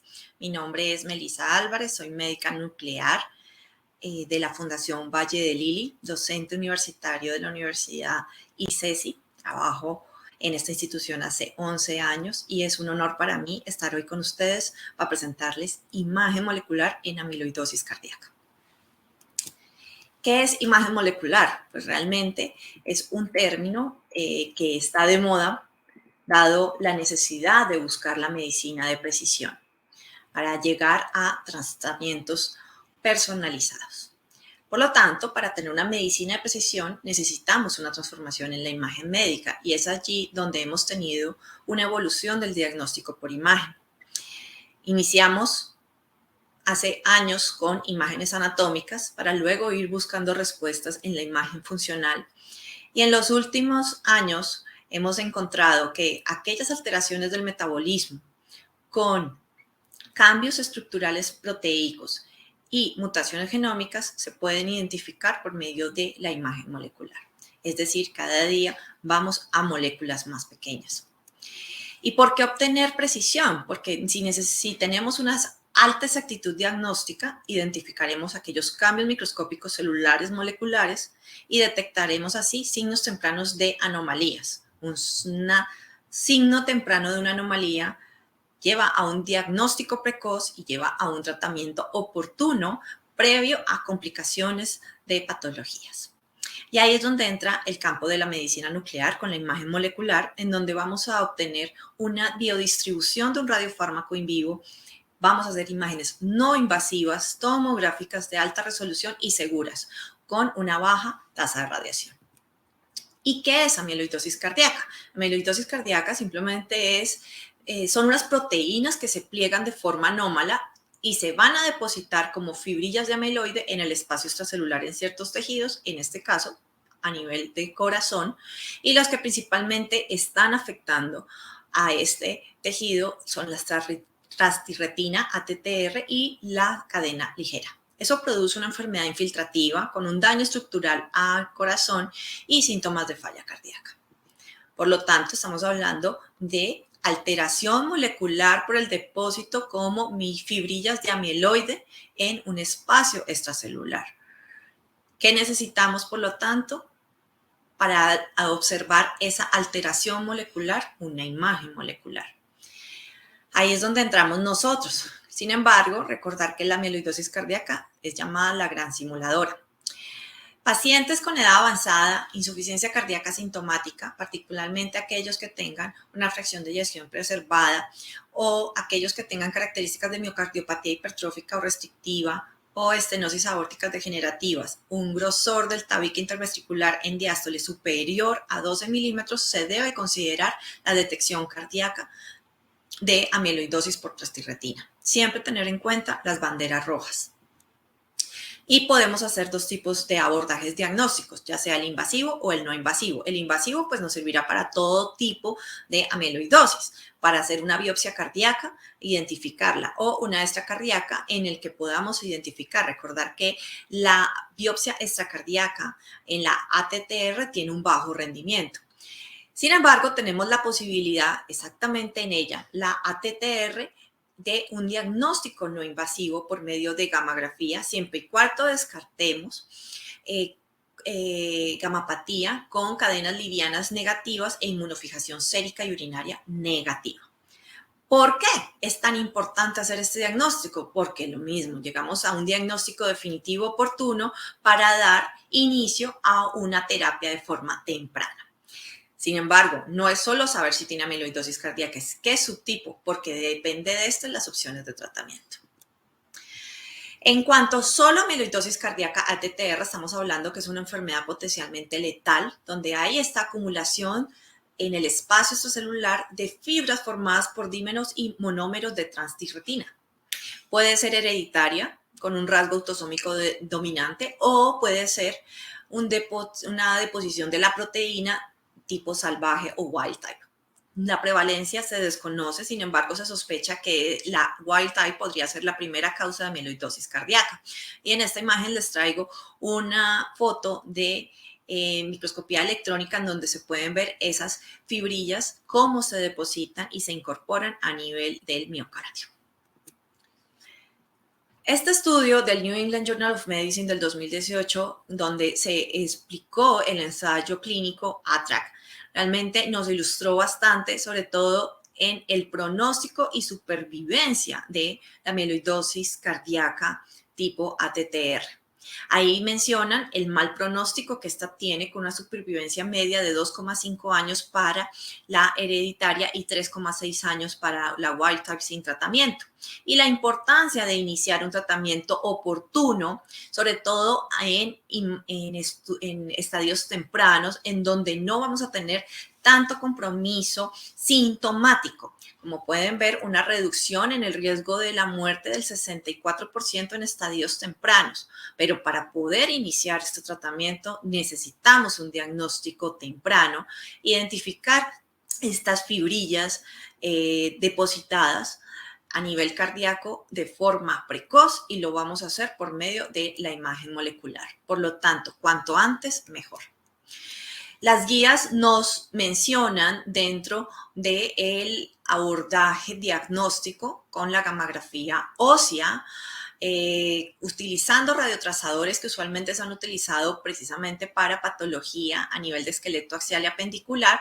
Sin embargo, cuando hay retención miocárdica, tiene una relevancia clínica y pronóstica que les voy a explicar. Importante, también nos mencionan dentro de este abanico de posibilidades diagnósticas el PET, la tomografía por emisión de positrones, y aquí voy a hacer un pequeño paréntesis. Aquí tenemos varios radiofármacos PET que podemos utilizar, entre esos los más famosos, el flúor 18-fluorpetapir y el compuesto de Pittsburgh que va con el carbono 11. Sin embargo, estos radioisótopos no permiten diferenciar los subtipos de mieloide. Sí dicen cuánta carga mieloide tenemos a nivel cardíaco. Además, nos permite identificar compromiso sistémico, pero no me diferencia el tipo de amiloidosis cardíaca que vamos a tener compromiso. Por lo tanto, sería útil para el monitoreo a terapia. Les muestro en la primera imagen de la izquierda una captación a nivel de miocardio en la fila superior por medio de carbono 11 PIP, y el control sano en donde no hay captación, y en la imagen inferior sí se puede ver que sí hay flujo miocárdico presente. En la imagen de la derecha se observa cómo la AL y la ATTR captan de forma muy similar con el fluorpetapir. No hay diferencias entre ellos, por lo tanto no nos permitiría hacer diferencia de subtipos ni de las opciones de tratamiento. Volviendo entonces al tema de la gammagrafía que está en las guías clínicas, podemos ver diferentes algoritmos diagnósticos que están en la literatura. Me parece muy interesante este del American College of Cardiology, publicado ahora en el 2023, donde hay un consenso de expertos que nos muestran esta posibilidad diagnóstica, empezando pues por la sospecha clínica, la historia, el electro, el ecocardiograma, la resonancia, y después de eso nos piden que hagamos una evaluación descartando gamapatía monoclonal. Si se evidencia que sí está presente esta gamapatía monoclonal, pues proceder a consulta con el hematólogo y la biopsia para confirmar una amiloidosis AL. Sin embargo, si la gamapatía monoclonal esos estudios nos dan negativos, proceder con la gammagrafía ósea, en donde si tenemos una captación 2-3 de Perugini, que en un momento se las voy a explicar, ya simplemente podemos estar con una alta certeza que estamos frente a una amiloidosis cardíaca ATTR, y lo único que procedería es a realizar estudios genéticos para saber si es wild type o hereditario. Sin embargo, si la gammagrafía ósea es negativa, dicen las guías que es poco probable, aunque eso vamos a observarlo en un rato, cómo lo podemos detallar. Me gusta mucho esta parte en donde ellos aclaran que uno podría hacer de forma paralela, no secuencial como les acabo de explicar, la gammagrafía con el detenimiento en la evaluación de la gamapatía monoclonal. Sin embargo, siempre y cuando uno esté con la mentalidad que está en un contexto de una gamapatía negativa, siempre y cuando se tenga eso presente. Si no, no podemos tener la certeza que nos da la gammagrafía. Por lo tanto, esta gammagrafía, que realmente el nombre que deberíamos usar es gammagrafía miocárdica con agentes óseos, nos lo muestran en las guías como una herramienta no invasiva con alta exactitud diagnóstica para amiloidosis cardíaca, ATTR y diferenciarla de las demás, evitando así biopsia confirmatoria y las complicaciones del mismo. Pero entonces podemos decir, venga, pero una gammagrafía ósea, que es uno de los estudios de medicina nuclear clásicos, de una amplia historia que ya tiene muchos años, realmente ¿por qué nos va a servir para ver el corazón? Y esto es algo que tenemos que empezar a comprender, y en este editorial que se los recomiendo de mayo del 2022, hablan de estas aplicaciones, de estos nuevos truquitos y estas nuevas pronóstico que nos puede dar esta gran herramienta que tenemos en medicina nuclear. ¿Y qué es esto? Una gamma ósea es la típica estudio de medicina nuclear en donde estamos viendo es moléculas. Uno piensa que está haciendo huesos, pero no, es una imagen molecular que está ampliamente disponible en todos los servicios de medicina nuclear. Es una imagen de estudio de bajo costo. Dentro de todo las posibilidades que tenemos nosotros en medicina nuclear. Importante que de forma accidental se empezó a ver esta captación a nivel cardíaco y empezaron a cuestionarse por qué capta, adicional al esqueleto axial apendicular, otras estructuras como el corazón. Y allí tenemos una publicación muy interesante del 2005 del famoso Perugini, en donde él nos da esas explicaciones y empieza la investigación de la amiloidosis cardíaca por medio de esta técnica de medicina nuclear. ¿Qué realmente es lo que nosotros los médicos nucleares vemos en una gamma ósea? Una gammagrafía ósea no es solo ver huesos, esto va más al fondo. Nanopartículas, en donde lo que estamos viendo es cómo el radiotrazador que inyectamos se está incorporando en los cristales de hidroxiapatita, que es el componente mineral de la matriz ósea. Por lo tanto, estamos observando actividad osteogénica. Por lo tanto, es una gamma ósea, estamos viendo es moléculas, imagen molecular. ¿Y por qué hay captación en el corazón? Porque hay varias razones, hay varias hipótesis, algunas se han confirmado. Una de esas son los depósitos de microcalcificaciones. Aquí tenemos un ejemplo publicado en 2016 por el grupo de STATS, en donde ellos, en un paciente con amiloidosis cardíaca confirmada, ATTR, le hicieron biopsia, evidenciado en tinción de rojo Congo, en que sí es positivo, y le hacen boncosa, que es para observar calcio, depósitos de calcio, y evidenciaron que efectivamente hay congruencia dentro del mieloide con microcalcificaciones. Por lo tanto, la ATTR va a tener estas microcalcificaciones que va a captar el radiotrazador óseo. Llamando la atención adicionalmente que le hicieron también tinciones CD68 para macrófagos y vieron que el ATTR no tiene esa tinción positiva. Al comparar la ATTR con pacientes con AL, evidenciaron que la AL tenía boncosa con microcalcificaciones en menor grado, en menor número, y sí tenía mayor tinción CD68, por lo tanto más macrófagos e inflamación. Esto ya nos está mostrando que hay una imagen molecular, que es la gamma ósea, que nos permite observar estas particularidades que tiene la ATTR y la AL a nivel molecular. Adicional a esa mayor concentración de calcio en las fibras de subtipo ATTR, se ha demostrado que los puentes sulfudrilos y los metales también captan en la amiloidosis cardíaca con el radiotrazador óseo. Por lo tanto, esa es la otra teoría que tenemos. O nuevamente, hablando de imagen molecular, esto está descrito en un artículo muy reciente que se lo recomiendo de Mori y su grupo. Y entonces, ¿qué radiotrazador vamos a usar? Pues hay diferentes. Entre esos tenemos los pirofosfatos, el HMDP y DPD, todos ellos unidos a tecnesio 99.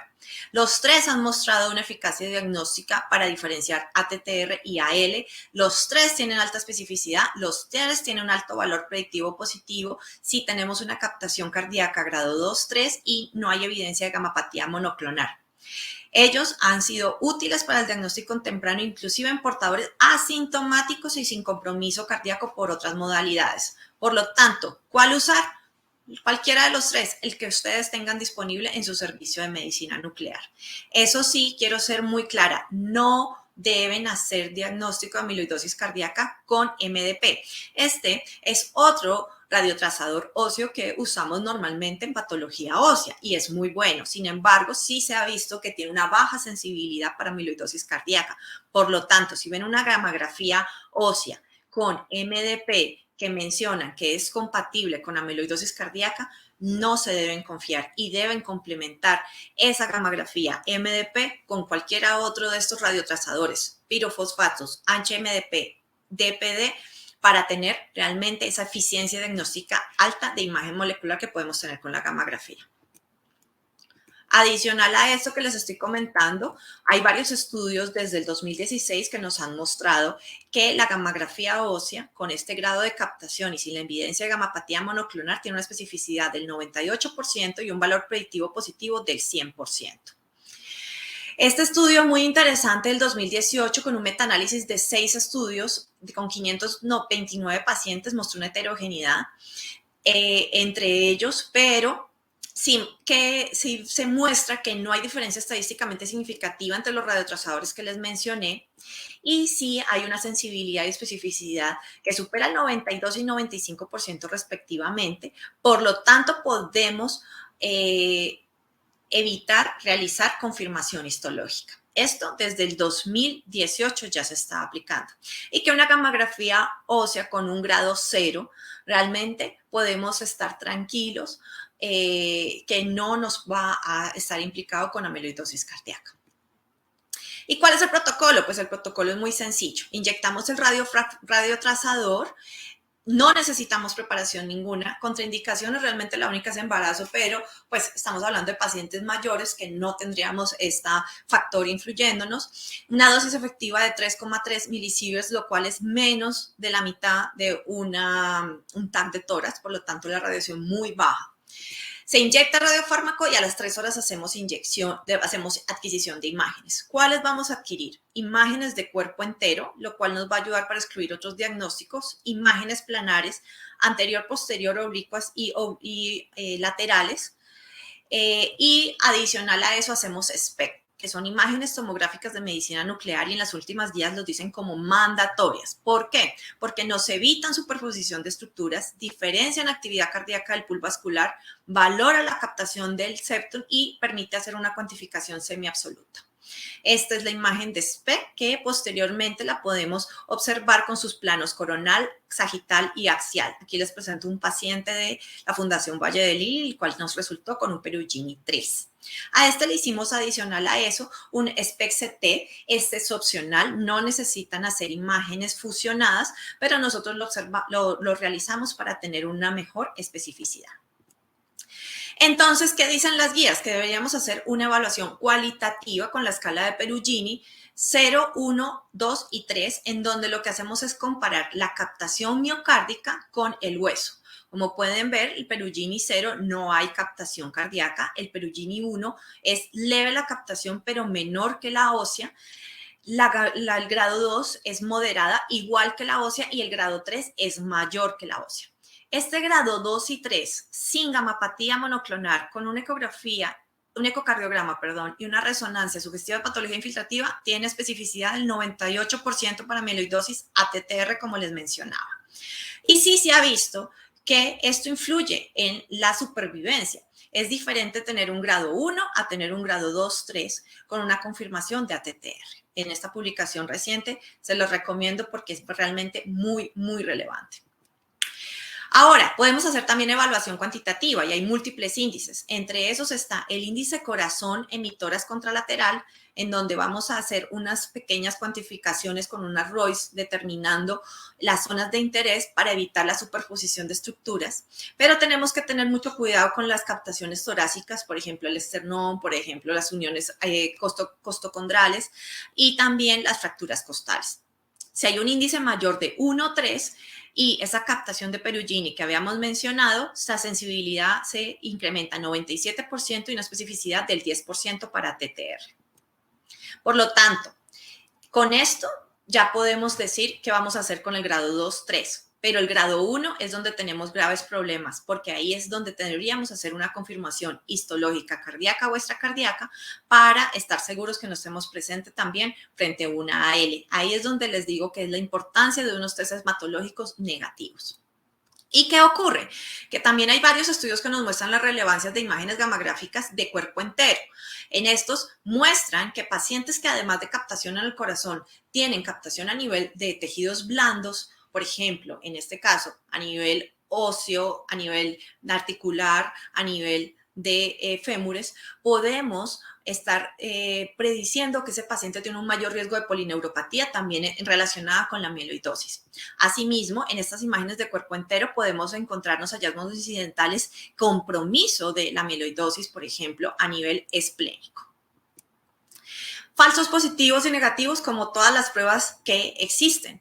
Entre esas, la AL, la amiloidosis AL, generalmente da un Perugini 1. Por eso la importancia de excluirla previamente con test hematológicos.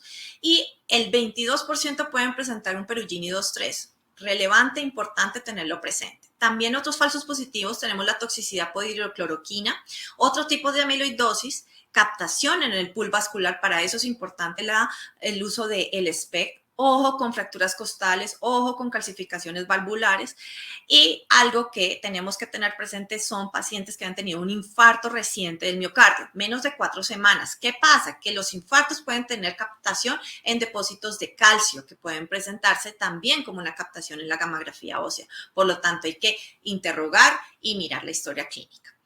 Falsos negativos, otros tipos de amiloidosis, como por ejemplo los que tienen concomitantes neuropatías.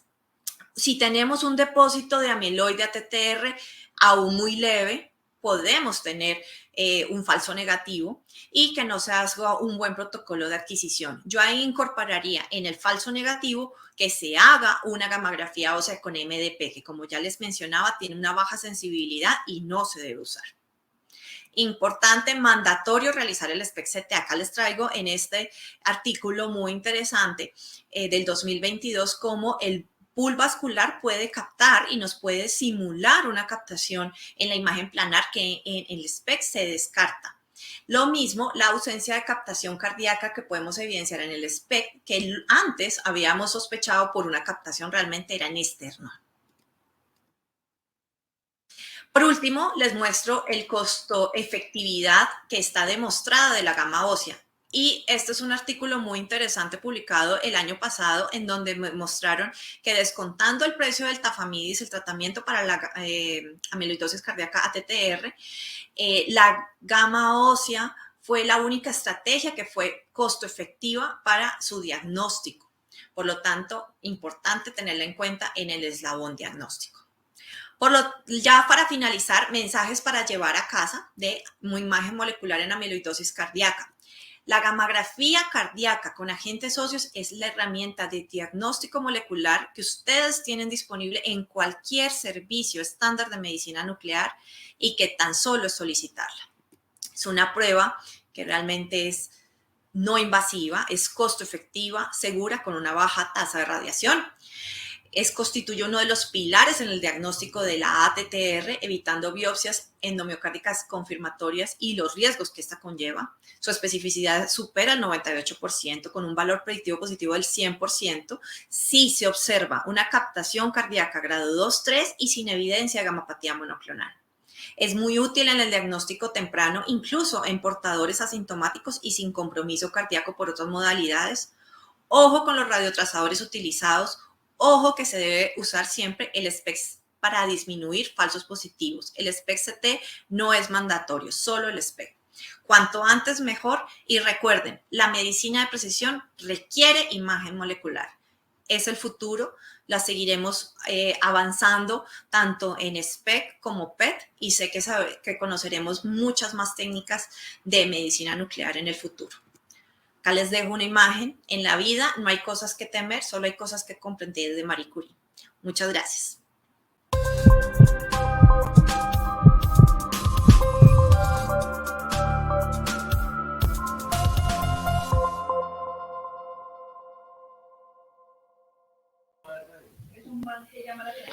Buenas noches, les agradecemos a todos su asistencia. Les recordamos que tienen la posibilidad de realizar preguntas con relación a las charlas presentadas en el chat para presentarlas al final de la sesión.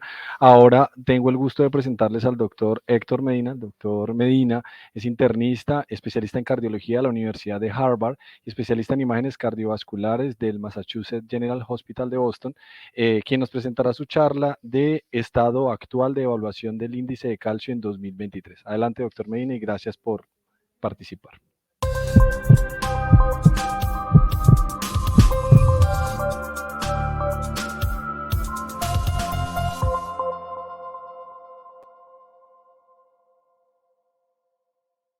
A todos, muchísimas gracias a la Fundación Valle de Lili por invitarme a participar de su Congreso de Cardiología. Mi nombre es Héctor Medina y estoy en un proceso de transición entre la cardio, donde trabajé los últimos años, y el Texas Heart Institute en Houston, Texas, afiliado a Baylor College of Medicine. Voy a hablarles del estado del arte para el score de calcio en el 2023 y le agradezco al grupo organizador de Valle de Lili y a Camilo Calderón la invitación. Es un gusto estar con ustedes, no tengo ningún conflicto de interés. Y básicamente una de las mensajes para llevar a casa es que se revisen este paper, es excelente. Los autores, o el senior author es Matthew Budoff, que es uno de los líderes mundiales en score de calcio en tomografía axial computarizada. Y curiosamente también está un colombiano que se llama Jairo Aldana, que acaba de terminar su fellowship con Matthew Budoff en Los Ángeles. Y básicamente lo que hace este paper es que resume las indicaciones más importantes para la evaluación de score de calcio de las sociedades, y es un muy buen resumen. El otro paper que les recomiendo, que no es sobre score de calcio, pero sí es sobre TAC coronario, son las guías del 2021. Entonces, eso es un excelente resumen y un cambio de paradigmas en la estratificación de pacientes con dolor torácico, particularmente aquellos que tienen menos de 65 años. Pero nos vamos a concentrar en el score de calcio. Vamos a hablar de la patofisiología y de la historia del score de calcio, cuándo ordenar un score de calcio y cuándo no ordenarlo. ¿Cuáles son los desenlaces asociados al score de calcio? ¿Cuáles son sus implicaciones en la reclasificación y en la adherencia al tratamiento? Y si utilizar aspirina o no utilizar aspirina en estos pacientes y qué debemos usar como terapia. Vamos a empezar con la anatomía como de la placa. Esta es una diapositiva familiar para muchos. Vemos toda la lesión inflamatoria que empieza con la lesión endotelial. Y fíjense ustedes como el calcio, acá descrito con estas bolitas negras, tiene un papel fundamental durante todo, desde el inicio de la placa hasta la parte media e incluso hasta hacia la parte final en la progresión de la enfermedad coronaria, en este paper de Paolo Raggi ya hace algunos años. Como decía un profesor mío, el score de calcio no es más que canas en las coronarias. Entonces, a los 30 años no tenemos muchas, en los 50 tenemos algunas y en los 70 probablemente la carga de calcio va a estar muchísimo más alta. Y es una buena forma de explicar a los pacientes en qué consiste un score de calcio positivo y qué pasa cuando el score de calcio se reporta dependiendo del percentil de una u de otra forma. Y la historia es una historia bonita. Este es el que descubrió o el que primero reportó el score de calcio. Muchos de ustedes lo conocen, es el doctor Agatston, y por eso todavía en algunos textos se sigue llamando el score de Agatston, el score de calcio. Y él desde 1990 en esta publicación de Jack publicaba la cuantificación de calcio coronario utilizando tomografía axial computarizada. Vimos en esa época cuáles son las características de sus pacientes entre 30 y 69 años. Y fíjense ustedes las fotos ya viejitas de cómo se ven el calcio en esta arteria descendente anterior o en esta otra arteria que es la circunfleja, y obviamente pues las imágenes y la calidad de las imágenes ha mejorado sustancialmente desde 1990 hasta la actualidad. Y creo que esta es una diapositiva que vale la pena revisar con tranquilidad y con calma. En el 2015 fue una foto que yo lo tomé a Agatston, estaba en la sociedad, en el congreso de la Sociedad de Tomografía Cardíaca en Las Vegas. y donde mencionaba que no solamente el score de calcio, sino la tomografía axial computarizada es la clara demostración de una colaboración entre la radiología y la cardiología, ambas como especialidades que pueden aportarle a las imágenes cardiovasculares, a la industria, a la academia y a las sociedades, siempre pensando en innovación, colaboración, teniendo al paciente como centro de todas las evaluaciones y basándonos siempre en evidencia científica. Así que Arthur Eccleston creo que es uno de los padres pivotales de la tomografía axial computarizada por su descubrimiento en 1990 y por la clara visión con la que ve, con la que ve a las imágenes cardiovasculares, particularmente la tomografía, como una forma de avanzar satisfactoriamente en el cuidado de los pacientes. Esa es la tabla que utilizamos del Multi-Ethnic Study of Atherosclerosis, del estudio MES. Esa es la tabla que nosotros, Mauricio Mejía en Cali, o aquí en Bogotá, mis colegas en la cardio utilizábamos. La edad, el género, la edad, ponemos el score de calcio y aquí tenemos un percentil. Es el percentil evaluado en miles de pacientes, ajustado por esas variables y nos da una idea de dónde estamos parados en un resultado de score de calcio particular de un paciente. ¿Cuándo ordenar un score de calcio y cuándo no ordenarlo? Pues primero creo que vale la pena inclusive definir cuándo no ordenarlo. Y si un score de calcio es 0 en pacientes sintomáticos, significa que no hay enfermedad coronaria. Entonces, ¿en quiénes no ordenarlo? En pacientes asintomáticos. La ausencia de score de calcio no excluye, en este paper, la enfermedad coronaria obstructiva en pacientes que son referidos para angiografía coronaria. Todos estos pacientes en este estudio de Jack del 2010 estaban sintomáticos. Y lo que hicieron los investigadores fue que evaluaron en cuántos de ellos el score de calcio era negativo. Y después de hacer un análisis de todos estos pacientes, de casi 200 pacientes, encontraron que el 19% de los pacientes tenían que tenían enfermedad obstructiva, tenían score de calcio negativo. Entonces, en los pacientes que son sintomáticos, solamente utilizar el score de calcio no está indicado, no es lo que se debe utilizar, no es lo que queremos utilizar. Este es un paciente sintomático con un score de calcio negativo. Fíjense que ustedes esta placa obstructiva que se va a la izquierda en la angiografía invasiva y a la derecha en la angiotomografía, tiene una cantidad importante de placa no calcificada y por eso en este paper en particular, viendo la diferencia en presentación univariado versus variado para quienes tenían enfermedad obstructiva, era la presentación sintomática en urgencias, en estos pacientes no se debe utilizar. Volvemos al paper al que les mencionaba que era tan importante, nuevamente publicado este año en JACC Imaging 2023, y lo que hicieron los investigadores fue que reunieron todas las guías de score de calcio, las gringas, las británicas, las canadienses, las japonesas, las europeas, las australianas, las chinas, y encontraron indicaciones comunes en todas estas guías. ¿En quién está indicado el score de calcio? Hombre, está indicado en aquellos que tienen mayor de 40 años, que tienen un riesgo intermedio y que están asintomáticos. Individuos menores de esa edad con un riesgo bajo o con un riesgo extremadamente alto y que estén sintomáticos no tienen indicación de score de calcio. También es importante, y por eso pongo aquí la casita, porque es un mensaje para llevar a casa, que en aquellos que tienen un score de calcio de 0, probablemente no hay necesidad de utilizar una estatina, pero en aquellos que tienen un score de calcio, probablemente sí hay una necesidad de utilizar estatina. Ya vamos a hablar de otras controversias, pero básicamente en estas guías de todas las sociedades de diferentes partes del mundo indican que nuevamente las indicaciones son aquellos mayores de 40 años con un riesgo intermedio y que estén asintomáticos. Bueno, ahora, ¿por qué es importante el score de calcio? ¿Está asociado o no está asociado a desenlaces duros? Y eso es importantísimo. Esto es un estudio del Metodista, también de hace algunos años, en donde lo que hicieron fue clasificaron en casi 1000 pacientes y los estratificaron por un score de calcio de 0 a 10, de 11 a 100, de 101 a 400 o más de 400, y vieron cómo les iba para el total de eventos cardíacos y para muerte de cualquier causa e infarto. De pronto no se ve claramente en el paper, pero los que tienen mayor de 400, fíjense ustedes que tienen el peor desenlace a 12 años. Es significativa la diferencia comparado con aquellos que tienen un score de calcio por debajo de 100. Así que el score de calcio está asociado definitivamente a un desenlace peor en el largo plazo, y fíjense que las curvas se empiezan a separar prácticamente desde los 2 años y medio. Entonces ya sabemos en quiénes utilizar el score de calcio, en aquellos asintomáticos de mayor de 40 años que tienen un riesgo intermedio y que el score de calcio per se predice un pronóstico deleterio. Importante mensaje para llevar a casa. No solamente el score de calcio normal se correlaciona con eventos o con desenlaces pobres, sino que fíjense también en este estudio de Chang del 2006 también observaron que aquellos que tenían un score de calcio muy alto tenían un SPECT positivo. Así que no solamente se correlaciona con desenlaces, sino también con pruebas funcionales positivas, en donde es mayor de 400 se correlacionaba hasta en un 30% con un SPECT anormal. Ahora, ¿cuál es la implicación del score de calcio? ¿Por qué es tan famoso?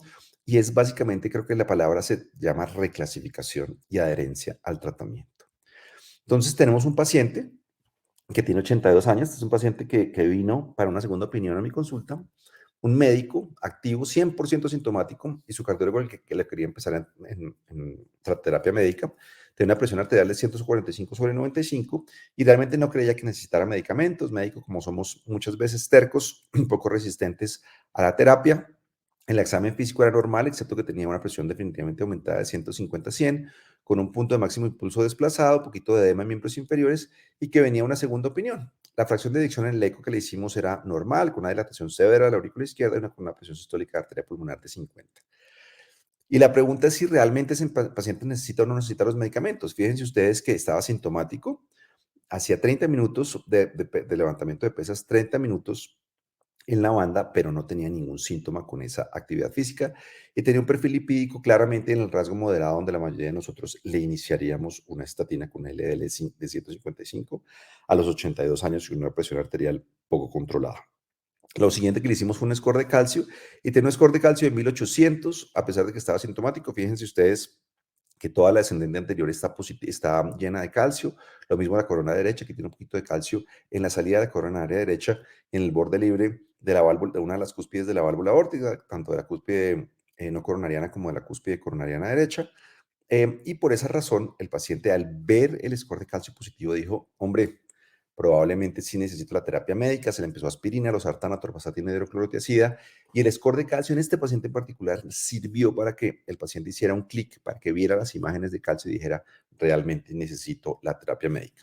Le empezamos los tratamientos que les mencionamos. La presión arterial disminuyó significativamente 120/80, el LDL se cayó un 35%, perdió 7 libras, empezó a comer un poco mejor y el nuevo ecocardiograma muestra solamente leve dilatación auricular izquierda con una presión sistólica de arteria pulmonar normal. Entonces, fíjense ustedes que también un artículo de Budov menciona cómo el efecto del score de calcio coronario tiene en pacientes para la modificación en el riesgo, en la percepción